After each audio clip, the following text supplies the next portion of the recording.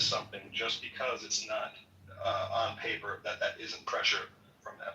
It is. But yes. Like I said, go watch the interview. He already talked about they're going after the dude next, so we'll see what happens. The other part nobody's talking about is like their argument that he didn't officially put pressure on them, so it's not him like really like dictating something. No, this whole thing screams optics to me because we don't even know who wrote that joke. Do we think Jimmy Kimmel was in the writer's room every single day before every single show? So this idea that he goes down as the figurehead of the organization kind of proves to the point that this is more of a symbolic maneuver than it is like actually getting justice for whomever did the social faux pas. Ultimately, the person it doesn't matter. I'd like to get in there. Yeah, sure. In the same way that Amy Schumer was responsible for joke theft, even if she didn't write the joke theft. I get it. But the fact of the matter is like when this comes down to like this whole thing screams useful idiots to me. Like a governmental I don't want to have to raise very useful idiots. I know my voice is soft, and these heavier voices usually prevail. But the fact of the matter is, he did deliver the joke. But what the irony is that this is an issue that Charlie died for and I do not hope for a better world for anyone. Second Amendment rights, but now we're being censored. First Amendment. First Amendment, thank you, love. And I should know better. And I'm not even going to say why, because I'm saying that. No, but he died for our First Amendment rights, and now everybody's being censored. And that's the irony of the whole situation. He died for our First Amendment rights is crazy. Not really. You know what I mean. He's using their dumb logic against them. He was crazy like that. Don't do it like that. We get the point. Thank you. The fact of the matter is people who I've heard be vocal about the Biden situation are now in here defending Trump's behavior, and that's the issue. Is if you take the stance of it's bad when they do it and it's okay when we do it, you're an ideologue, you're a puppet, and you've been captured, and I think you deserve to fall off. And you're reprogramming camp. Samoa belongs in a reprogramming camp. We need mandatory civics in the school because many new Americans are actually not American at all. They're enemies to the very principles that most of us live off of.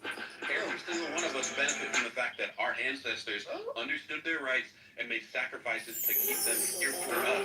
And you motherfuckers are in here looting our in the other efforts, projecting your own free will of the government. You are not American citizens to be deported. Actually, these people aren't American. I'm a Japanese. Doctor, now you're sounding like a fascist with all of this kind of like mandated rhetoric. Oh, what is I'm kidding. I'm kidding. I'm kidding. What? No, go with it. Right, fascism. I want to make sure you get it this time. No. Wait, what do you mean this time? No, fascism is like a regime. Would you ever date a girl taller than you? Has no principles outside of some authoritarian framework from a nationalistic establishment. If I have the individual for the power of the state, the individual doesn't have the state does. That's fascism. Samoa's the fascist and so is Ashley. Ashley's a fucking fascist. Wait, who's a fascist? So agree. Ashley is a fucking fascist. So is Samoa. No, ironically, not even just to throw shots. If you're okay with the regime, you keep providing apologia for like some of these things that we're saying, you're just a fascist. And it's not like it's not hyperbole. It's not like, corporate fashion. That's what happened in 1935 Germany. And a lot of these Did you have that attitude during COVID? Yes. Like, I will bring up COVID. Yes. Did you have that attitude during COVID? Yes, I did. I'm not like you. The Yes, Twitter I did. file. Actually, I told you yes. yes, when the government I didn't give a fuck if you took your COVID vaccine. That's always bad. It's bad when Obama does it. It's bad when Obama's a war criminal. It's bad when anyone does it. He is a war None of those criminal. He is a fucking war criminal. He's horrible. What's happening right now? What just happened to Jimmy Kimmel? This is unprecedented government overreach. Yes, doctor. Yes. Yep. Like, so you keep bringing up lesser versions of the thing, which we also don't support. Many of us in here did not feel we needed to mandate COVID vaccines for dummy yokels in shithole podunk towns. Oh, I'm not talking about the COVID. vaccines. I'm not talking vaccines. I'm talking about the suppression of things on Twitter and all of that. You would have What's to suppression? What do you think is happening right now? That's why we're I talking about. understand your point. Many liberals, literally, because the Biden administration hit it, when we found out they're pressuring Twitter to censor certain individuals, we didn't go, you should censor them from the government. Hold on. I have a question. Ashley, what amount, if you can prove 100% of Dr. Articulate's hypocrisy, if there is any to be proven, justifies your own? Sorry, I'm also in the middle of grocery shopping. What do you? Can you repeat that? The question is if you are 100% certain that Dr. Articulate is being hypocritical about his stance, and he's saying that this Jimmy Kimmel thing is wrong, but any COVID misinformation was okay, whatever the case might be, nothing about his stance on this matter should change your stance on the matter. The fact of the matter is, this should come from internal principles, and if you believe in fairness and justice and freedom and the First Amendment of the Constitution, what's happening to Jimmy Kimmel should not be happening, and you should feel that way regardless as to how you prove Dr. Articulate feels about it. This presumes if you that can there are prove, internal like, yeah, That doesn't I will exist. stand with you if you can prove that the government had a hand in it. If you can actually prove it. We already did. The president, your You're talking about executive. This already happened. The president of the United States said they should lose licenses. The president of the United States, upon winning the election, said Jimmy Kimmel and Stephen Colbert need to be removed from television. And then his self-appointed FCC chair co-signed this by making multiple public statements saying he would go after people who said anything he didn't like about Charlie Kirk, and then people who are subject to their own authority, therefore followed those public statements and punished Jimmy Kimmel for making a throwaway joke about Charlie Kirk. And he affiliates to ABC, therefore dropped him. Yep, that's what Did he make any moves to do so, or was he sharing an opinion? And can you prove it? Actually, what are you talking about? I mean, other than the president saying they should, did he make any legal moves in order to do Are you it? kidding? Did you listen to anything I said, Ashley? You Yes, can't I waste did. your time with not. I You're did.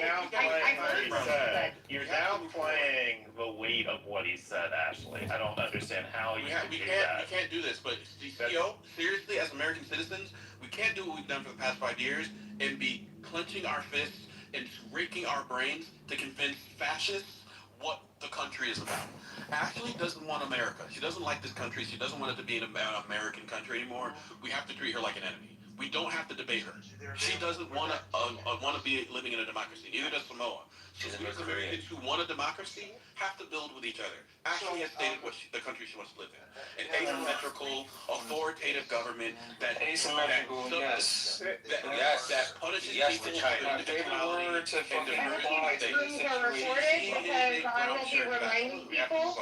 I will be reminding people when it's the other side. I will be reminding people of this very argument. We've had 10 years of I will be. We've had 10 years of You're not American. There is a re-education that She's a needs to happen mouse to Karen. articulate. This isn't education. This isn't how you people. Education requires a willingness to learn. She's a mouse Karen. She doesn't want to learn. The problem with fascism is it wins by exhausting people and making them feel gaslit on things they know to be true. It uses sarcasm and jokes where they say outlandish things and then they rely on our sensibility to be like, nah, they didn't really mean that. She means this shit.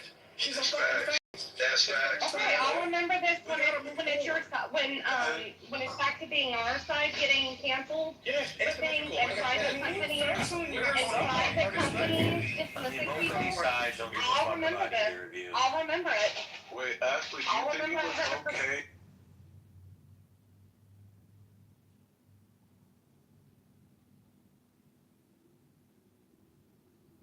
Let's hold on, guys, real quick. Guys, 1 second, real quick. Let's be adults here, listener. If the government placed 2 kilo cocaine, what's that? If I was a 20-year-old man, I'm talking. No, stop, man. Stop adding variables to this shit. I'm asking you right now, listener. This is what I'm talking about, man. You guys can't be fucking honest. If the CIA right now were to put 2 kilos of crack cocaine on your doorstep, would you reject it or would you accept it? Get that crack cocaine. I would fucking bag that shit up. And I would get that cash. I'm not gonna lie to you. No, let's buy what he's selling. So, listener, if that's the case, who's responsible for that outcome? Fucking CIA that dumped the crack in my door. No, it's not exactly. You have a choice. Listen, no. This is a super shit about it. Listen, we got you.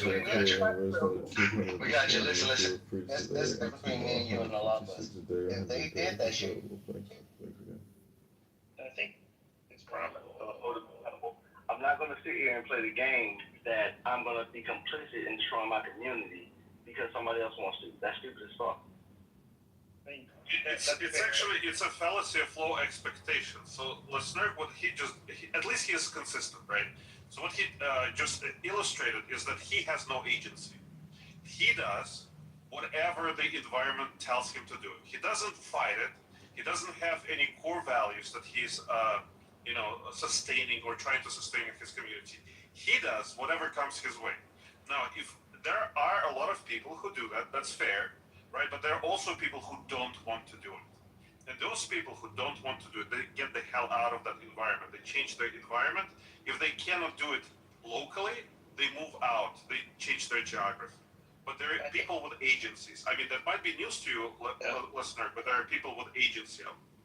Yeah, I guess I just want to say, I think. Thank you. What's your name, Andre? Thank you very much. I think what he said was interesting. Yeah, so again, listener, the point is that we acknowledge the fact that the government, and it's government, man, government's rarely ever going to work in the best interest of the people that it serves. Okay?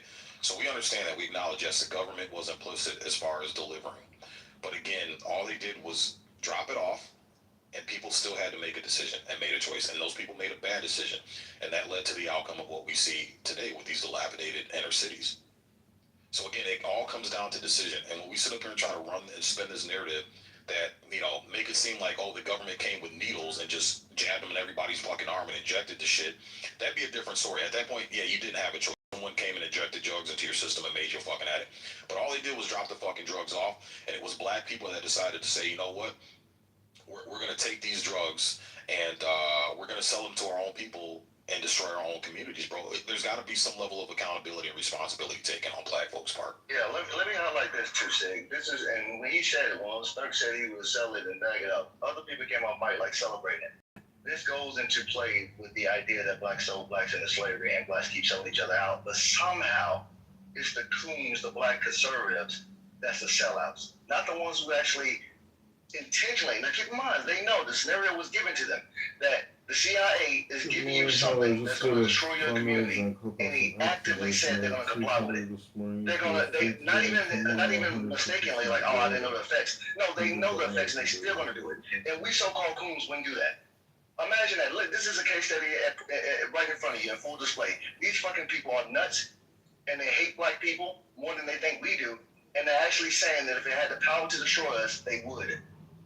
I thought about it. I thought about it more in terms of just like incentives. If you place, people do have agency, but people are always subject to economic incentives, and so it was interesting because that is basically, you think about the current opioid epidemic that we've been going through. So who are the people that were responsible for helping to distribute opioids to people? Like running pill mills and stuff like that. They were like doctors. They were respectable, upstanding citizens who basically succumbed to economic incentives. And so it makes it clearer to me that he presented it in that way. That was very straightforward. It's consistent, and you can apply the same model to other people. Why would people distribute these substances to people when they know that they're addictive and because they can get money from it, because they can increase their status or their material returns. So I don't know. It seems Frank, you're absolutely right. Real quick. The opioid thing is very disanalysis, and here's why. And I'm not covering for the medical insurance that the fuck shit.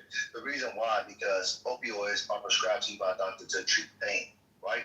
And a byproduct of that is being, the side effect is an addiction to the medicine, right? So that's why they're liable, the government it is, for over-administering, for not monitoring the shit correctly, whatever liability they have. So it's totally different because they did it the right way with those particular side effects. Cocaine is not in the same box. So they never prescribed cocaine. They did something illegally, and they should be accountable for it, and we should not. So I don't agree that people should be held accountable for their actions when they're distributing substances which we consider to be illegal. I'm just saying that doctors, you probably looked it up. I mean, I'm pretty sure they had like pill mills where doctors were getting kickbacks. I mean, there was all kinds of schemes and of course the doctors were aware of what they were doing. So yeah, these are upstanding citizens who are the polar opposite of the people who you consider to be downtrodden or ghetto. That's the mistake in your analysis. They're not upstanding citizens. They're just in a different class of people. That's all it is. But if you dig into every story of people using their authority in order to put people on pills, there's going to be either a gambling addiction. There's going to be some blackmailing scheme. They have a divorce that they don't want to take a big hit for, so they need an extra line of income. These are not upstanding people. These are, and where I do agree with you is that the circumstances, right, the environment allows people to the path of least resistance. That's absolutely true. But any community, anywhere in the world, in any point in time. But it's also, it's people with agency. It's our responsibility to make sure that the way we press on the government is that it directs its forces to guard people against those type of behaviors rather than encourage them. So, for example, crack pandemic, right? As soon as you understand what's happening, it's your responsibility. If you are, a conscientious individual with some sort of basic moral values, to put as much pressure as you can on the government so this fuck shit never happens again and it remedies its consequences. Because the government is one of the only entities that's in this whole equation that doesn't suffer the direct consequences of its actions. All it does is, just gets the next cycle of voters, and that's it. I don't know if it doesn't necessarily suffer. I mean, gotta have tax dollars, voting populace, and again, one of the beauties of our system, at least in America, is that it is predicated on an election turnout, and so as much as people say contrived things, if you are kind of shitty and you back the shitty shit, you can be redistricted, you can be redrawn, and you can be voted out. So there's many ways that it's very difficult to stay into power if you're really just kind of on that one, Andre. And I would say there's something of a check there, and at least that hasn't been abridged too. Like, it's been abridged, but it has not been sealed off, so that people can decide. Like, take a case of Kamala Harris. They how she got to the border. That was it. Yeah. You're absolutely right. Like the example that my mind goes to is DC. The mayor who was caught live, doing crack cocaine with a prostitute in the hotel, and I think it was several times. Several times that it happened. Yet he created the environment for his constituents that they benefited from, and so they kept re-electing him, no matter how shitty he was and how detrimental he was to the community, because he gave them path of least resistance. So I think there's definitely checks and balances. They just need to be reinforced in a more more what's the word I'm looking for, in more direct manner. Like we need to be more intentional about it.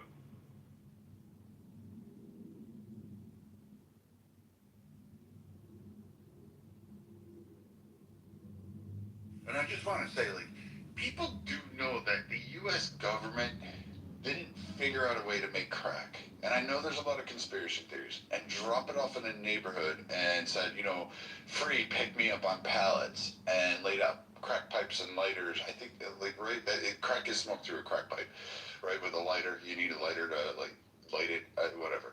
So, like, Yeah, you have to rock it first and cut it with something. Yeah. okay, thank you. For people to speak up. Yes, I know.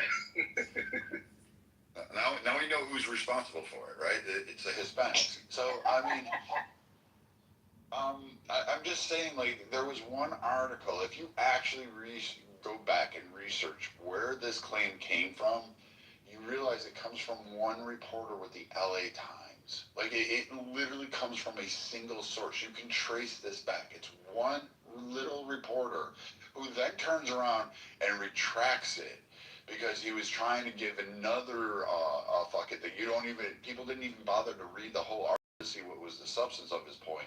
He was just kind of going off, and then researched the guy who was at the time taking lithium.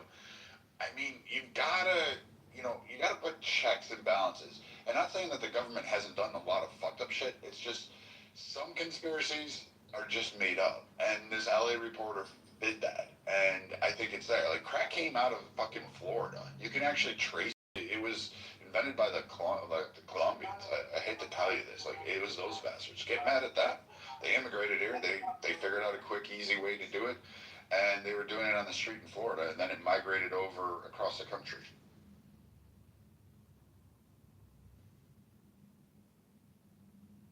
Would you like the CIA to introduce crack to your community?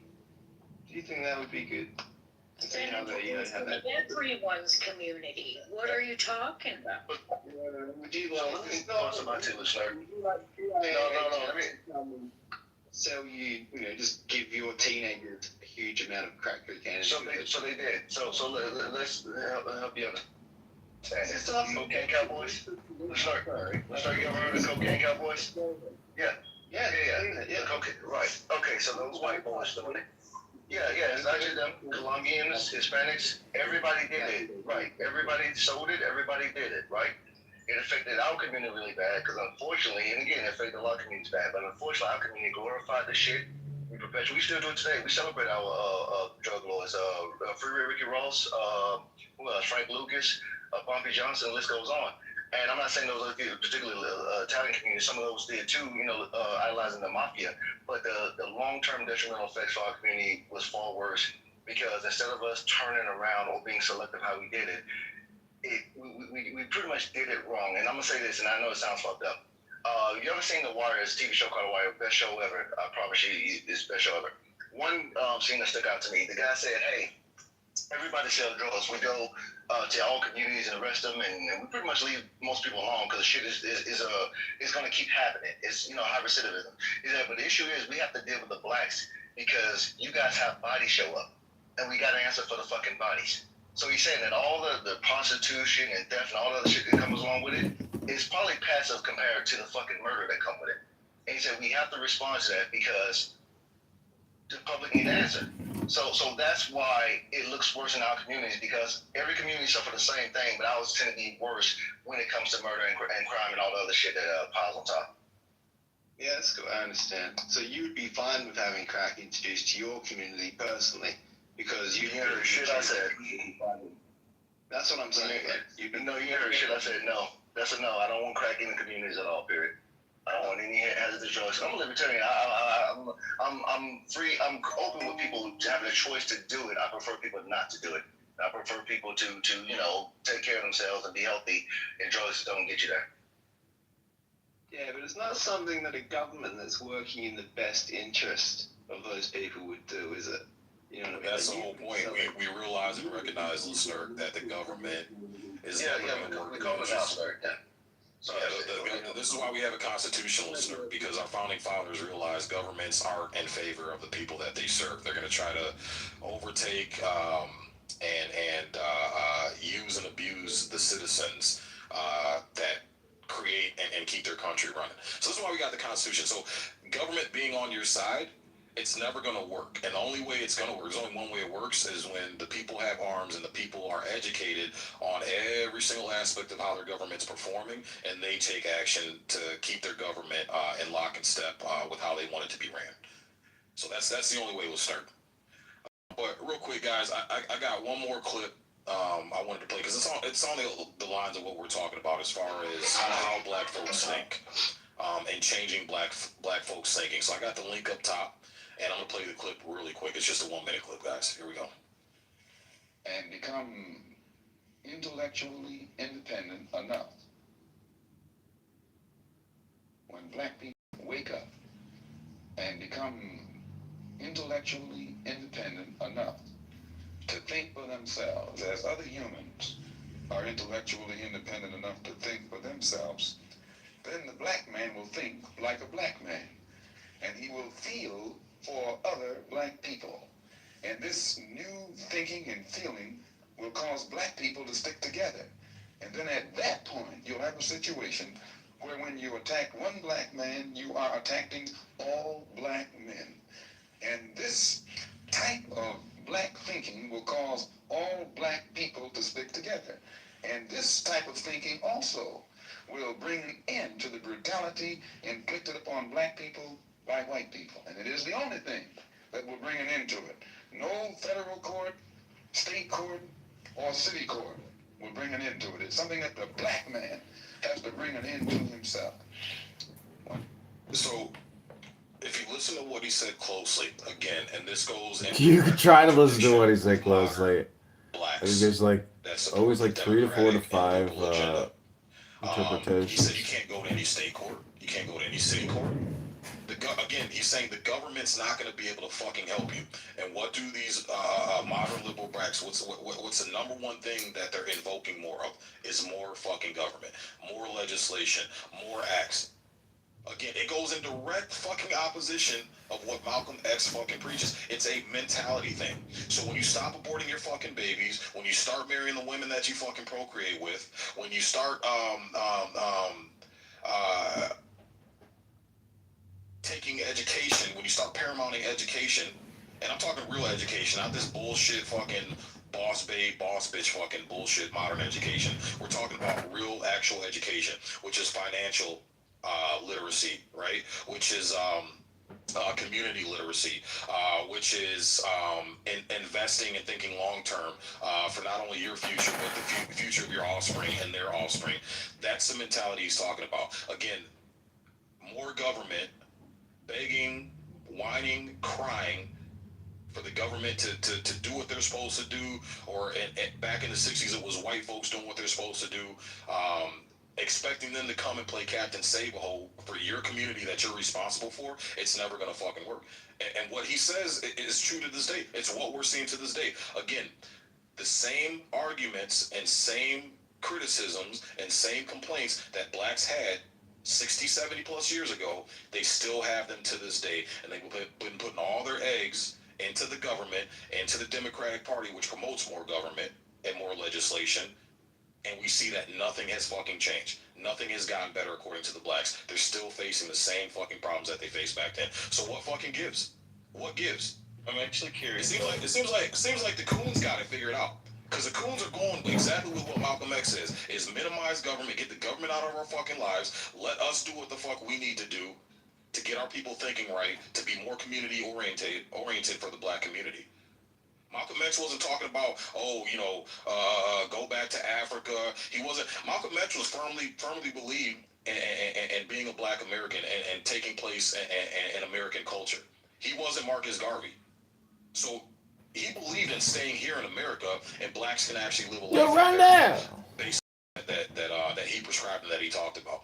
I think I'm somewhat confused because I'm not sure if the things that you're talking about, like single parent, I'm curious about the number of single parent households in the black community in the 1960s, as well as like the amount of drug use. As far as I know, most of the people that I know who were born in the 1960s and earlier had two family households, unless like someone died because of war or because I don't think that the single parent households were like were how do you call this, outside of the norm? I mean, were like a normal thing in the 1960s. And I'm also curious about abortion numbers for black people. I do know that there were only 4 black representatives in Congress. There were no black in the House of Representatives, and no black senators at that time. I looked it up, but I'm curious about like how prevalent these issues that you're bringing up, I guess, that are representing modern times, were in the time of Malcolm X? Yeah, that's a really good question. So as far as the degeneracy rates, they were much lower back then, much lower. But with the introduction of heroin, and this is coming from the Vietnam War, that's really where the drugs became a really big issue, was the drugs that were being consumed over in Vietnam and these other countries were now being brought to the United States. That's why Nixon in that era started, he was the official starter, spearheaded the war on drugs. Tons of things happened in the black community to accelerate the degeneracy. White flight took place, but again, there's a lot being told about white flight. If you let these people tell it, it was, oh, white folks didn't like black folks, so they moved away from the inner cities where blacks did, move to the suburbs and set up shop for their own communities and left blacks just kind of hanging with the cobwebs and the dust in the corner of the cellar. That's not true. Tons of riots. Tons of riots. In fact, Detroit's one of the examples that black folks started riots during the racial era, started riots, the same thing they're doing today, burning down and destroying their own neighborhoods, which a ton of whites lived in. And the whites were like, you Negroes are too fucking violent. You're burning everything down. You're destroying every fucking thing. That's what accelerated them to move to the suburbs. So there was a trigger there. They were destroying businesses, and the bulk of the white people own those businesses in the city of Detroit, and they said, you're busting our windows, you're looting, you're stealing, you're rioting. We can't set up shop here. So they had to move out, and that was the catalyst of the white flight, especially from fucking Detroit. Yeah, I don't know the Detroit example. I don't think this is a good one. Like it was an extremely segregated city, and you could probably look up the poverty. They were extremely impoverished. There was a place called Black Bottom where it was basically like a ghetto, an inner city ghetto that was cordoned off, and there were some other areas where black people were clustered. There's a combination of things. I don't know if you know about the city and the metro area. So you're talking about you know about it, but all of the car factories and stuff, like the Chrysler factory, the Ford plant, the River Rouge is still there, but they moved their operations out into the suburbs. Okay, so there was a long process of deindustrialization, which happened in the 50s, 60s, up to the 70s. Really, it started way before when people typically talk about it around the 80s, but it started way before that, at least in Detroit. And those jobs were now not readily available for inner city residents. I'm sure you know about the conflicts with the unions and stuff. It's a bunch of stuff, but it's not as simple as you're painting it. And process of the city, the infrastructure of the city, the neighborhoods, over time is interlinked with the economic changes and stuff like that. Right. And what was the major catalyst of the economic change? It was a fucking race riot. Look at Detroit before the race riots and the integration. Let me just finish. Yeah, I'm gonna let you finish. The factories started to move out, and there was a change. There's a change in the composition of where factories were located during World War II. You already know about the Arsenal of Democracy and stuff. So they specifically tried to source and place factories outside the city for a foreign what do you call them? There were reasons that had to do with army planning and stuff. But we don't even go into that. There was that kind of change of the composition, the economic composition of the city is part of why you ended up with this kind of the dilapidation that you see.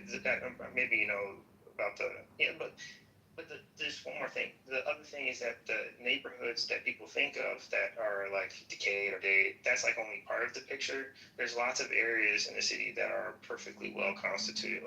We have really, really strong black middle class. The areas that once housed the elite, the economic elite in the city, that was taken over by the black middle class. So you just keep in mind that your picture that you painted was kind of not complete. It was a little bit biased in some way. Maybe you're not. So it absolutely wasn't. The Detroit riots were the cause of the majority of white flight, brother. I'm sorry. You go to the Detroit Historical Museum and they got a fucking display right there telling you the same fucking thing. You're saying that they created white flight across the entire United States? That was so. Before then, whites were started because this is a period of construction of the U.S. the federal highway system, right? So yes, whites were moving. Whites were trickling. Whites were trickling into the suburbs. Once the blacks started rioting and destroying the local businesses and community in that area, boom, you saw tens of thousands of white folks just pack their bags and take the fuck off. And it was because of the fucking violence and the rioting. Yeah, this is again, that's like part of it, but that's not everything. And so yeah, you just that was a major. That when you say that, I'm not saying it was everything, but like yeah, if you put like a function, you say it's the percentage of the cost for white flight. What would you assign to this event? The race riots of the 60s. The entire chain. There was an entire chain, like the whole area, the metro area. Like you could just look into it more. I know you've been to the Detroit Store Community, so that's good. But yeah, if you had talked to like like a tour guide, they would have given you a better context. I don't need a tour guide. I got 3 generations of photo albums with pictures of Detroit, with blacks, with the homes, with the manicured lawns, with blacks and dressed up in nice collared button-up shirts, ties, well kept, well manicured. So I've got photo albums. I've got the Detroit Historical Museum. I've got history that tells that and it's documented that the catalyst of white flight in the city of Detroit was the fucking race riots, and because it destroyed the area. Okay, so where do you live in the city? That was 67. Let me just ask you a question. Where do you live in the city? It sounds like you live in the city. Where do you live? I live 20 minutes outside the city. Where do you live in? Like I live in the suburbs. Oh, yeah? I live in the suburbs. I technically live 10 minutes from the city border, but if you're talking like downtown, the deeper area of Detroit, I live about 20 minutes. Okay, so where do your family live? Did they live on the west side or the east side or something? Like mainly west side. Mainly west side. Okay, so then do you know about the composition? You know about Sherwood Forest, you know about Boston Edison, you know about Rosedale and Grandmont, you know about that. I know about all that. I know about Chrysler coming in. I know about the eminent domain. I know about all that stuff. Presenting it as if those areas are not still well constituted. There's there's nothing in the city. Just keep talking. No, it's fine, KP. We're ping ponging back and forth. No, he's fine. He's fine. He's being respectful. He's good. He's being respectful. He's cool. But what I'm saying is that again, this narrative has shifted that we're trying to blame white folks for leaving and leaving a mess for us to clean up when we created that mess with the riots. The majority of white folks left once the racial riots started taking place and blacks started burning everything down and destroying that fucking city. That's the truth, bro. That's the truth. Did we destroy the Packard plant? Did we destroy the plant up on Woodward in Highland Park? Did we destroy that plant? Do you think us rioting led to Chrysler and Ford moving their plants 100 miles, 20 miles outside the city? Okay, again, it wasn't that prevalent. Again, what you're asking, sir, does not make any sense. And if you don't believe me, go up on ChatGPT. Type in when did white flight happen in Detroit, and I'll quote from ChatGPT. That's the quickest we can get. Quote: 1960s, the 1967 Detroit riot was the single biggest turning point, and just a few years afterward, tens of thousands of white residents left for the suburbs like Livonia, Warren, Dearborn, and Grosse Pointe, sir. I rest my case. Yeah, I mean, there's also a YouTube link. It's 4 minutes, but if you play it at 1.5 speed, it's you live in Michigan too, don't you? Yeah, but I mean, the point of this conversation, sir, is the fact that again, it comes down to what Malcolm X was saying about the left, about Democrats, right? Malcolm had his beef with conservatives, right? But he at least gave conservatives some credit and said, hey, at least the motherfuckers are wolves, right? They're going to just show you how gritty they are. At least you know what's coming. You know what to expect. You can plan and prepare for it. But it's the white liberals that put on that fucking disguise, all in your face, act like they're your friends and trying to help you. But in reality, they're just gaining clout off of you and look at table traps while they eat the main fucking course. Can I say something? Yeah, go right ahead. Yep. Let's have dinner. Okay, so I don't necessarily disagree with you about white liberals because sometimes they're it's just cringe and it feels like what's the word for it? They tokenize both sides of the party. Minister speaks out after being branded a racist. Have you guys seen this? No, I'm gonna. Yeah.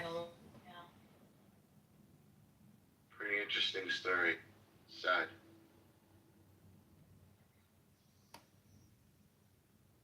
Radical Islam's not a joke. Hi, John. Hi, John. Good morning. Shabbat Shalom. Hey, good Shabbos. Good Shabbos to everybody. Anna. Good Shabbos. Gallup. Even the anonymous. Good Shabbos. Sire. Anna. Eden. Grace. Jonas. Good Shabbos. Shabbat Shalom. Do we got 60 seconds for Tanya? Now you're asking me if I got 60 seconds for Tanya's. Tanya's infectious. It is. Ella. Shabbat Shalom. Good morning, everybody. Good morning. You guys all have an amazing, sweet. Okay, you want to hear a chapter from Tanya? Please. Okay, this is pick a number 1 through 50. I'll just read whichever number. 49. All right. It's called The Purpose of Creation. While, wow. What a good pick. So take the deepest breath of the day. This is called The Purpose of Creation. While the levels of contraction are too many to count, we focus on 3. The world of thinking, the world of feeling, and the world of doing. Thinking, feeling, and doing are essential to the material world, whose purpose is to provide darkness in which light can shine. Hence, the purpose of descent is in fact ascent, for love impels the flesh. It is not enough to know this. You must also act upon it, as it is written, and the glory of God shall be revealed, and all flesh shall see it.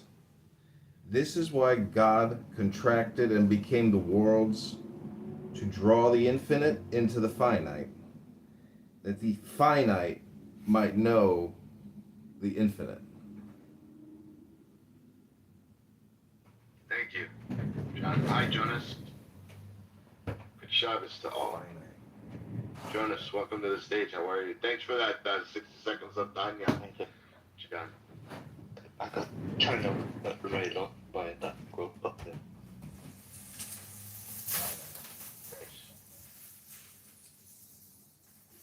Peter, Shabbat Shalom. Caleb, Samson, Shabbat Shalom. What do you guys think about this mayor in Dearborn, Michigan?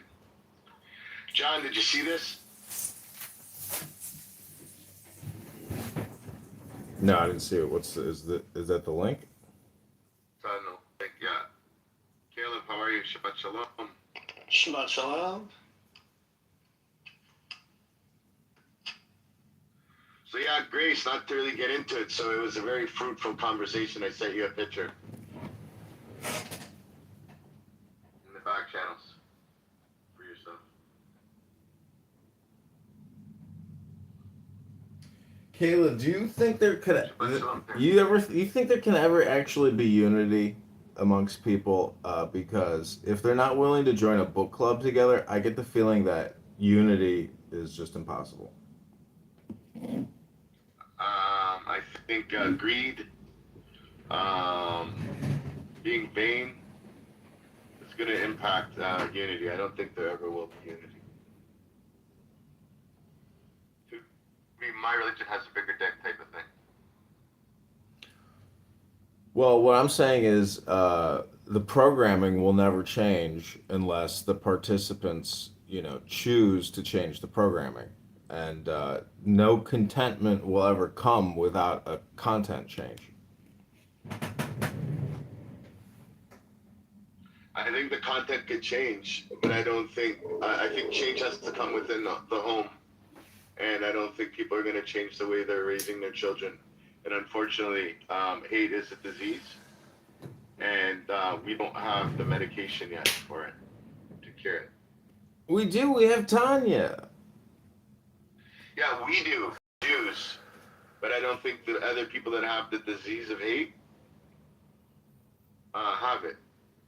Well, that's why I talk about the book club, because if you want the opposing side to change and go within, they'd have to join a book club. It's like Clubhouse.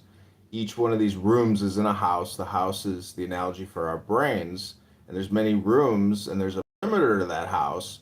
So the house is a very good analogy for city states or states or governments or peoples, and Clubhouse is proof of that. I mean, they branded the term house in their name.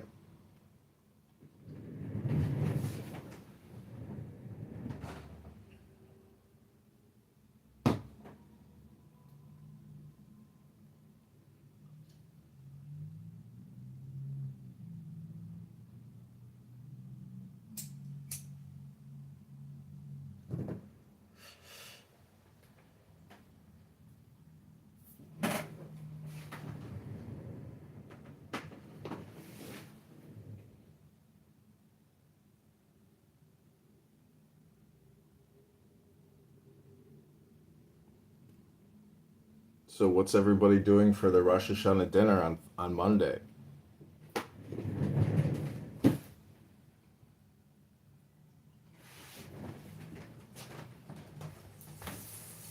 Yeah, what is everybody doing? What's your plans for the holidays, guys? Working. For dinner? No, not for dinner. For dinner, we'll do the 5 of us, just our immediate family first night, and then second night we're at my mom's. Nice. You have a congregation to talk to? Yeah. Nice. Yeah. Still busy prepping, but we'll get there.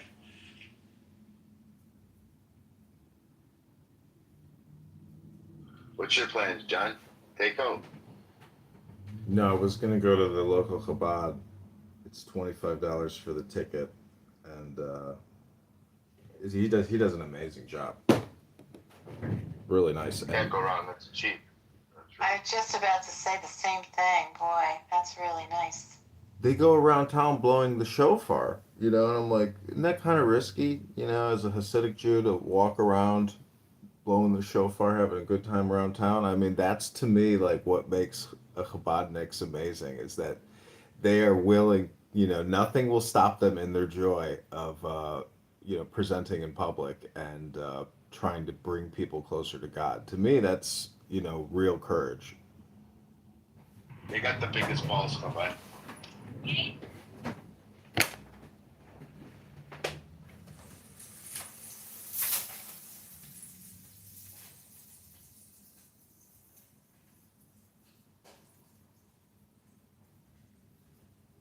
They also are very creative.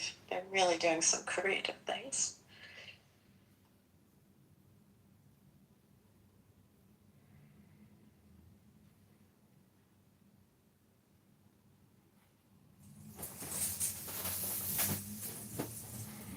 See, the thing is, though, they want you to join their congregation. They need you, and they need your donations. But I've never had anyone in Chabad ever say, "Hey, have you heard about this amazing book called Tanya by the Alter Rebbe?" Never heard anybody say that to me ever. So I feel like having discovered the Tanya and really enjoying it, you can still spend time with Chabadniks, but you can also detect their own frustration. But their attitude, um, it's about peace, and psychologically, I think, and intellectually, the information that they possess is, I hope, responsible for their joy.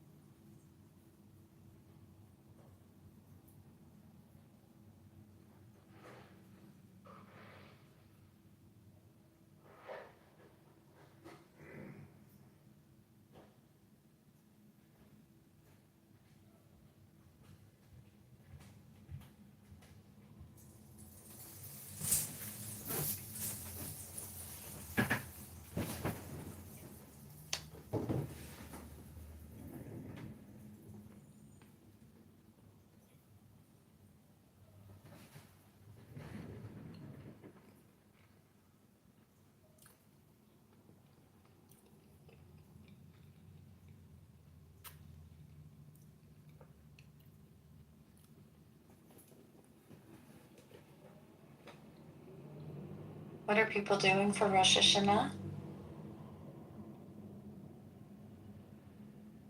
Caleb, what are you doing?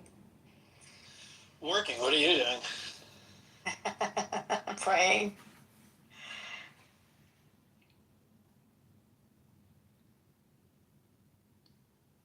Singing, leading children's services. I'm very excited, as usual.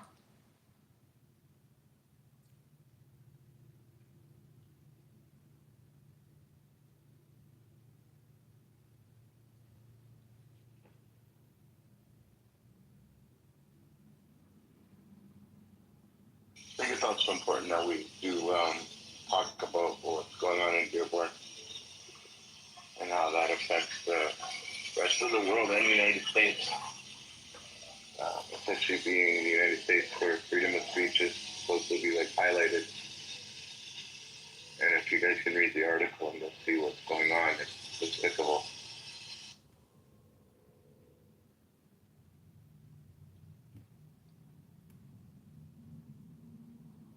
These types of cultural or religious clashes are only going to increase over time in this country, you know, and in Europe, it's the same way. You know, I don't know too many Muslims personally, you know, but I feel like I'd be comfortable around Muslims.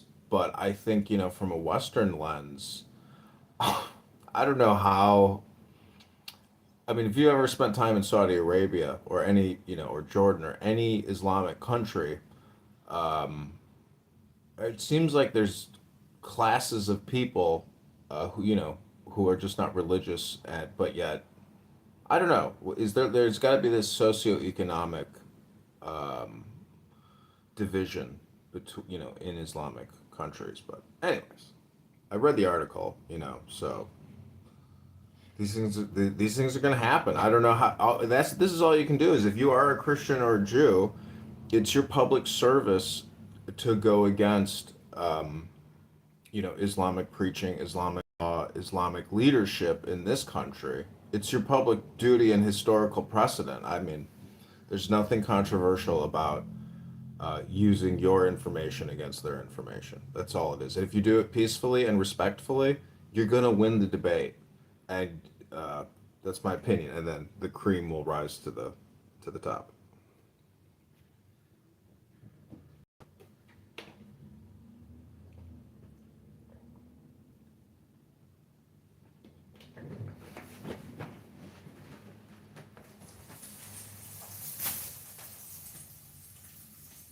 Should I get this recipe? Because I'm kind of a leftist liberal guy, and I have huge problem with Islamic culture.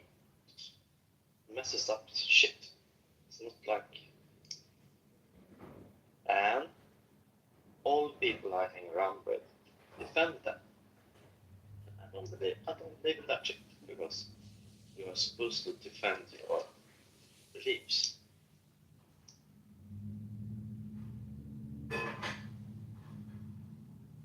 Yeah, Dearborn's a shithole. I can't imagine wanting to live there.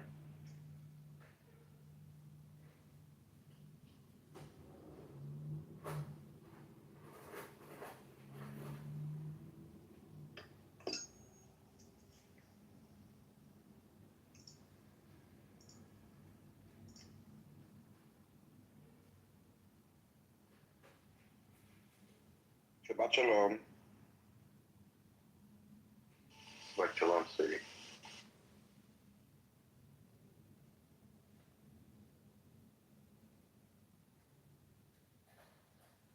What's happening?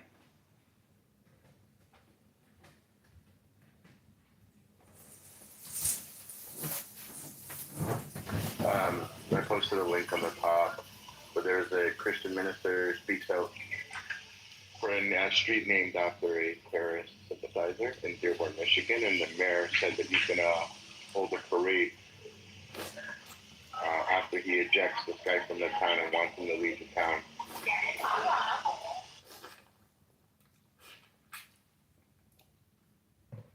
And called him an Islamophobe because he thinks that it's inappropriate to name a street after terrorist sympathizer.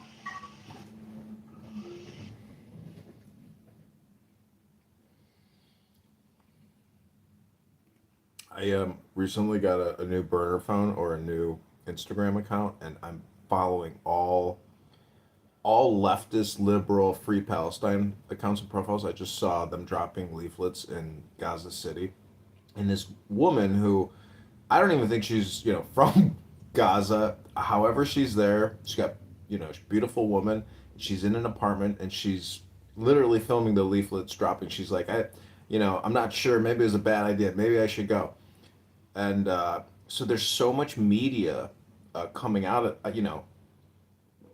it's a tunnel vision, and I've never like looked at a lot of this content, but there's so much of it that it's unbelievable. So it's its own huge media category, exclusive on Meta for the most part, and it's live. They suppose she's still on the internet, so uh, I don't know.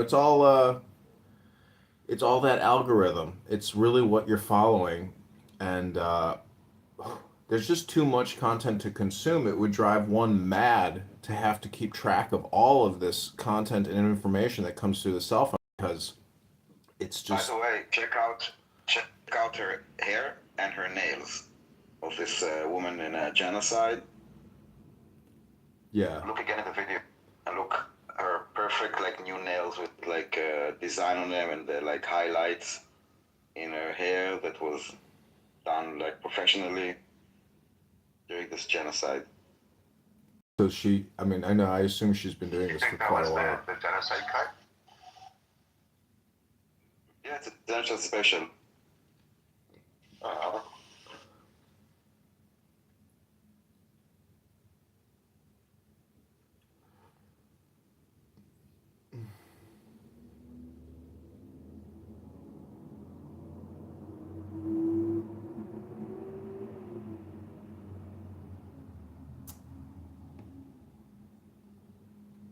Norm, did you see the story about the people in Michigan, man?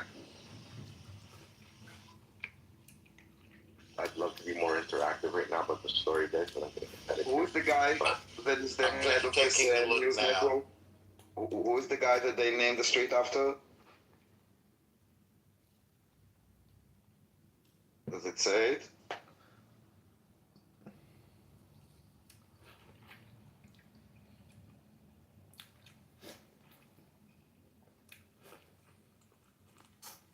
You're talking about Osama Silbani? Is that what you're asking? In the article? Osama Silbani? Okay, thanks. Yes, that's what I meant.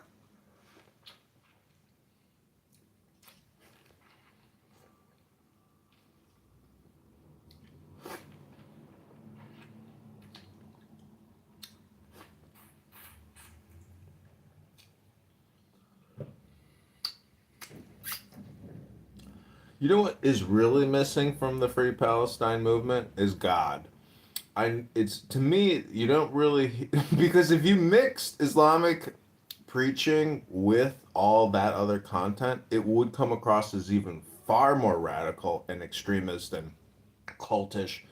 So, but I would point out that's kind of the solution to a lot of these people's problem to understand how they got to where they're at now, about to lose a war and, have had all their front teeth kicked in. So, personal responsibility and self-governance, you can literally look at the media chain of events and see how these people program themselves into doing what they did on October 7th and the subsequent, situation now.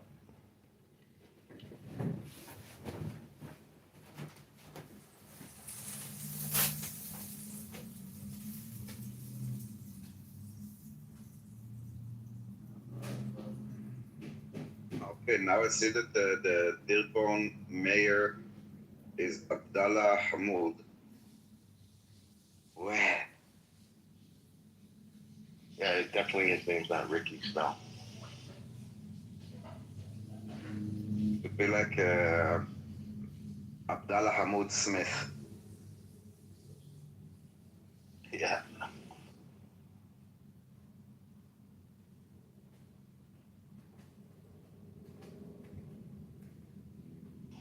Sarah in the audience, can you ping Ewan into this room? I think he's got more insight on this topic, if you don't mind, please. I sent her an invite. Yeah, no, I was hoping she can invite her husband. This is exactly what he was talking about in the UK. And this is just the beginning in Dearborn, Michigan, of what's going on in the UK with the raping and grooming gangs. How the mayor is ignoring it and stuff like that. This is exactly what he talks about.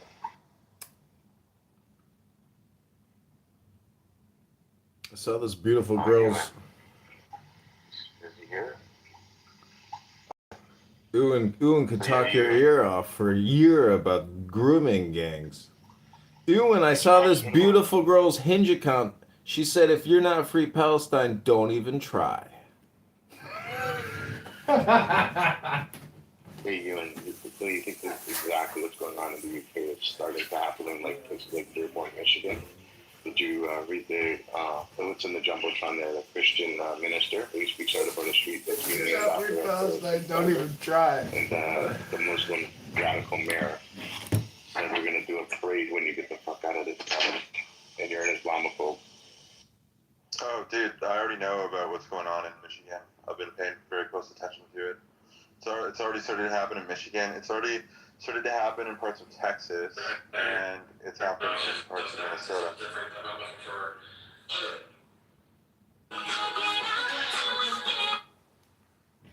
Talk more about it if you don't mind, so people can understand. Like especially in Minnesota, Yeah, and stuff like Texas, so people are not believing. Yeah. Here, one sec. Let me put my AirPods in. Just one second. I heard the next gen AirPods are out that can do live language translation. Yeah, well, we're gonna need it for going in this direction.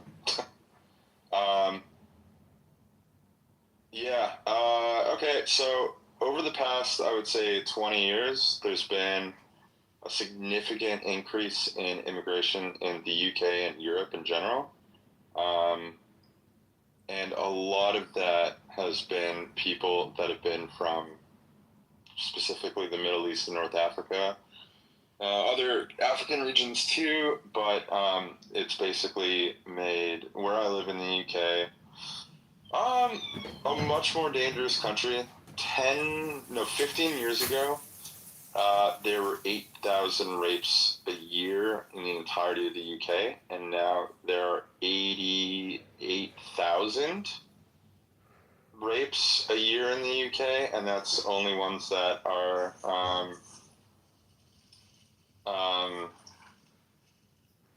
those are the only ones that police actually put through. There's a massive increase in sexual assaults, murders, stabbings, things like that, that have gone up. Also, there's been a really big increase in incest, specifically first cousin marriage, specifically with Pakistani groups. And that's actually brought up the amount of children born with serious mental health issues to a very high level. It's at the highest that it's ever been in the UK per capita. And yeah, it's really scary. The UK is falling apart as a country. It's very bizarre that there's this weird two-tier system that's going on where Well, it doesn't matter really. It doesn't matter. Yeah. When the other one looks, then yeah. Oh, the court stenographer's here. I was going to ask you something before Simon. I forgot completely. You're gonna ask me something? Yeah, I was gonna ask you something. Guitar related? No. Oh no, it was more a statement when we were talking about drinking. Oh. Yeah, I was gonna say that this year I've had 4 drinks. Nice. Only. You feel better? You should have read 4 books instead. No. Actually, I read that. Even if you don't believe it, John. Well, I have a book club. You know, we read 10 minutes to each other in my book club. You should come to my book club. Who else is in your book club? Everybody on Clown House who wants to be in the book club, of course. Silly.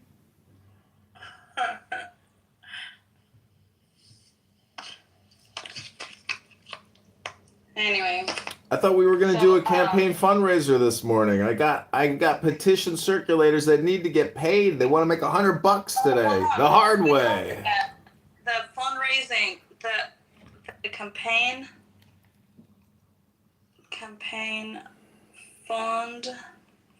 fundraising edition. Okay. I just texted my team and told them that we raised another $200. So get out there and make that money and get those signatures, patriots. How many more signatures do you need? We need 200 more signatures. All the signatures. What's the number of signatures you need? 700 total. And how many do you have? 530 plus. Okay, you need another 500. I agree. Maybe another 1,000 just to be safe. That's what it would really take, to tell you the truth. And are they all legit? As far as I know, yeah. Okay, and how do you do it? Do you go house by house, or do you stop them in the street? Or what's the methodology? Strip malls, State Street. It's all in Rockford. There's 150,000 people that live there, and I have 3 people who are going to big evening, corridors. And as far as I know, all their signatures are legit. But that's the thing, you won't know until the challenge, and then they go signature by signature, and they will literally go through every single one and challenge every single one. And there's multiple ways to challenge a signature. And you got to sit there and literally do the research in the database real time as they're challenging you to discuss their challenge. And then the judge who's sitting there adjudicates and determines whether it's accepted or denied. How soon do you have to have these? October 27th is when I should have them turned in, probably. When? October 27th, so we got about 45 more days.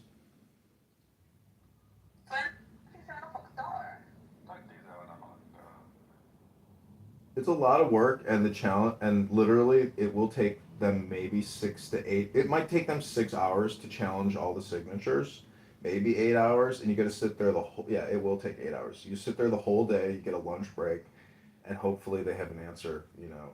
At the end of the workday, at 5 o'clock, 6 o'clock. How do they challenge them? Do they go? Because when you get a signature, you have to get a name and I don't know, like ID number or something. What they do is during the challenge, they put it on a big screen TV and they scan in every sheet, and then it focuses in and pulls a snippet from the signature line, and it puts it on the big screen, and then they have to press challenge yes or no, and then they say why they're challenging. So it's all done with, of course, automated. Yeah, it's fully automated, but again, if they challenge signature, it's up to me, not the people that work there, to go into their fucking database, search for that person who signed, and find out if that's the correct address, the correct, you literally have to pull up that record yourself as the candidate. And so they make the whole burden of responsibility on you to defend the signatures, as opposed to automating it and having for the system to confirm it. So they make the whole process fucking obnoxiously long and stupid. It's for children, and it's wild. People get kicked out. Wait, so hold on. They challenge just like random signatures, or No, like I just told you, if you were listening, they challenge every single signature, line by line. God. That's how they do it. I've gone through this process before. It is the craziest. And then you can file an appeal, and then it goes to a court judge. Okay, I've gone through this whole process. It is the most insane, because there's a whole category of law called political law, and this is how it's all. This is about petition access. It's so insanely long and stupid to do all this, but this is probably the last time I ever will do this. It's so fucking stupid. See, the worst thing is, one of the reasons why all my signatures have problems is because they're not generated by Republican parties. And I have no real Republican list. God, there's a fucking list. Man, I have people who tell me things, and it's like, don't tell me things, show me things, do things, you know? And so, really, life is all about what you do, because most other people will never help you or do anything productive for you unless they're being paid. It's called compensation. And without compensation, there's no dopamine in helping someone. So, that's the truth of life. And you have to do this just the first time, like once you get like to be the official candidate of the Republican Party, or do you have to do this every single time that you run, even if you're in the Congress, or like? Everyone has to generate petitions, as far as I know. Even if he's the incumbent, I'm sure he still has to generate petitions in order to get on the ballot. Because when you submit to the Illinois State Election Commission or the Chicago Election Commission, it's everything is done with forms and paperwork. So he has to submit, and I'm sure he has no problem getting his signatures, you know, done within a couple days.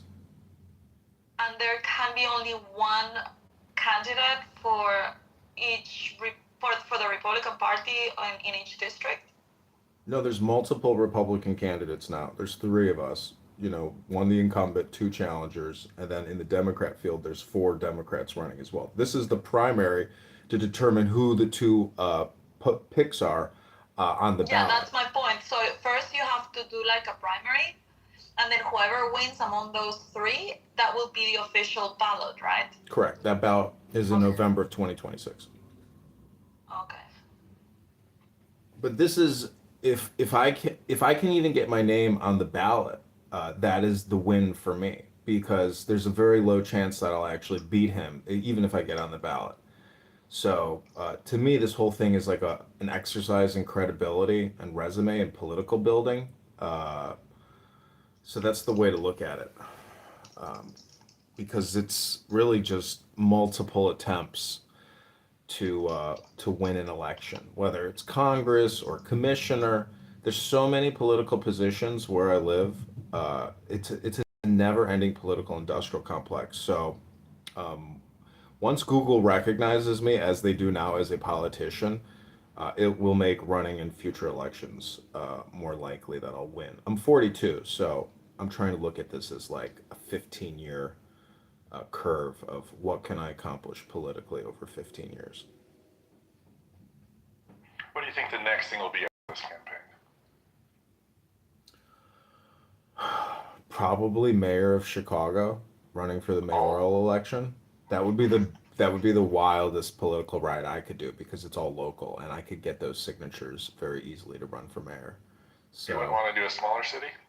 I live in Chicago. My permanent residence is here. Running against Mayor Brandon Johnson would be a huge PR win for me in terms of social media credibility, etc. Is he popular? He's despised. He's got like a 13% approval rating.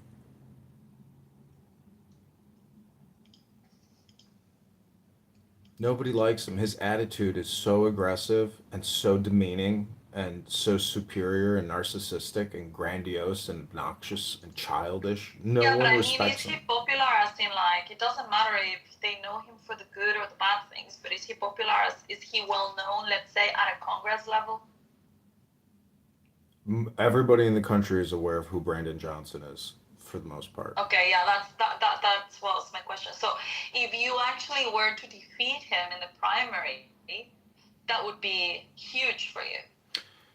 He's going to get he's running as a Democrat. I would be running in a multiple field probably of a few Republicans.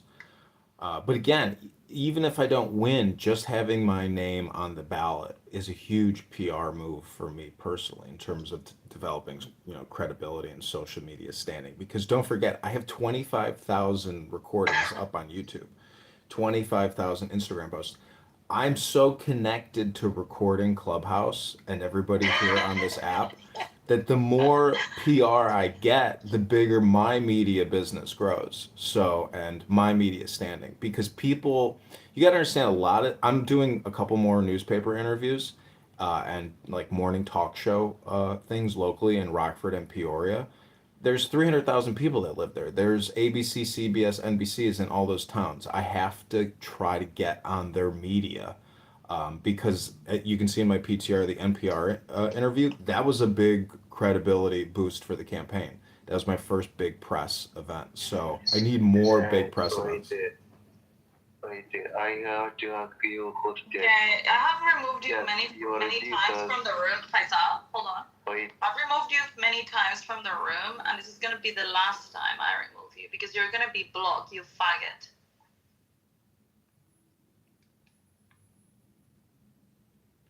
So, anyways, again, this is really just about developing media and publicity, and I really enjoy talking about the fiscal crisis and my campaign mantra: stop borrowing, stop spending. So this is, I have found that this is a method. Do you have the interview they did with you? Like, I heard it was very, very good, and I want to listen to it. Yeah, I can put it in the chat.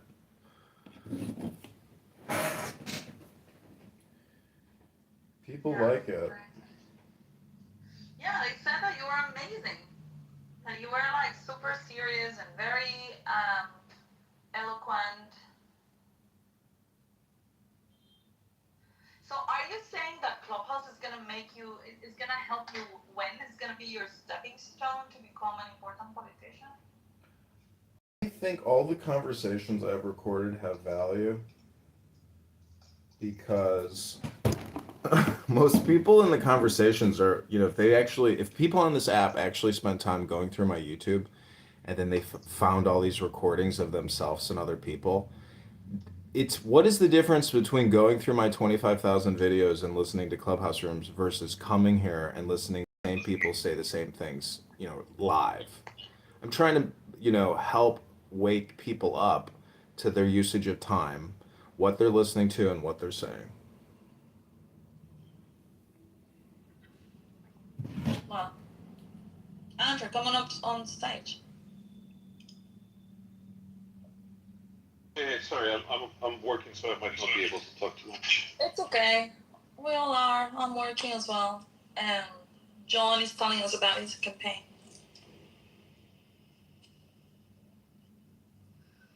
Yeah, so sorry, John. What were you saying? The last thing? Oh no, I asked you about like a Clubhouse as your stepping stone to politics, and you said you've been recording everyone and what's the difference between hearing people here and hearing people outside. Well, what I'm trying to do is wake people up to the fact that what you listen to and what you say is very important. And in regards specifically to time usage and how you're spending your day, and, because life comes down to a stream of communication. And so the more focused your communication, I'm just saying that my recordings are basically observations on public speaking. And so I like to make fun of non-native English speakers and call this like an ESL seminar for individuals. But, if you want to see public speaking or yourself doing public speaking, my YouTube channels are full of Clubhouse speakers. But the link is in the chat to this interview I did. Eduardo writes, Clubhouse is a shithole. John, if you condition your election expectations to Clubhouse, you already lost. Well, he also wrote, FJK is in the room and my typing is going to be recorded. Well, I'm running for Congress, and so this is a fundraising room that Issa and I discussed yesterday. Thanks for being here, everybody. We won't suck up too much of your time here, and I promise to only give you flowers and joy. I'm going to put a link to the donation page for the campaign. It's using Antidote. It should also be in my profile here. If you want to click my profile, then click more. Put it on top of the room so people see it as soon as they comment. So I have a wonderful young lady in Rockford who has a team of 3 people, and they have generated over 500 signatures for the campaign. And we have been paying them $1.50 a signature. I myself have brought in 30 signatures in Bloomington, Normal, Illinois. And so we're sitting at 530 signatures, and I'm pretty confident that she's going to get another 150 signatures this weekend. So that'll sit us at 653 by Sunday. And then I'm going to personally go get signatures Sunday myself, and hopefully we'll be at 700 by Monday.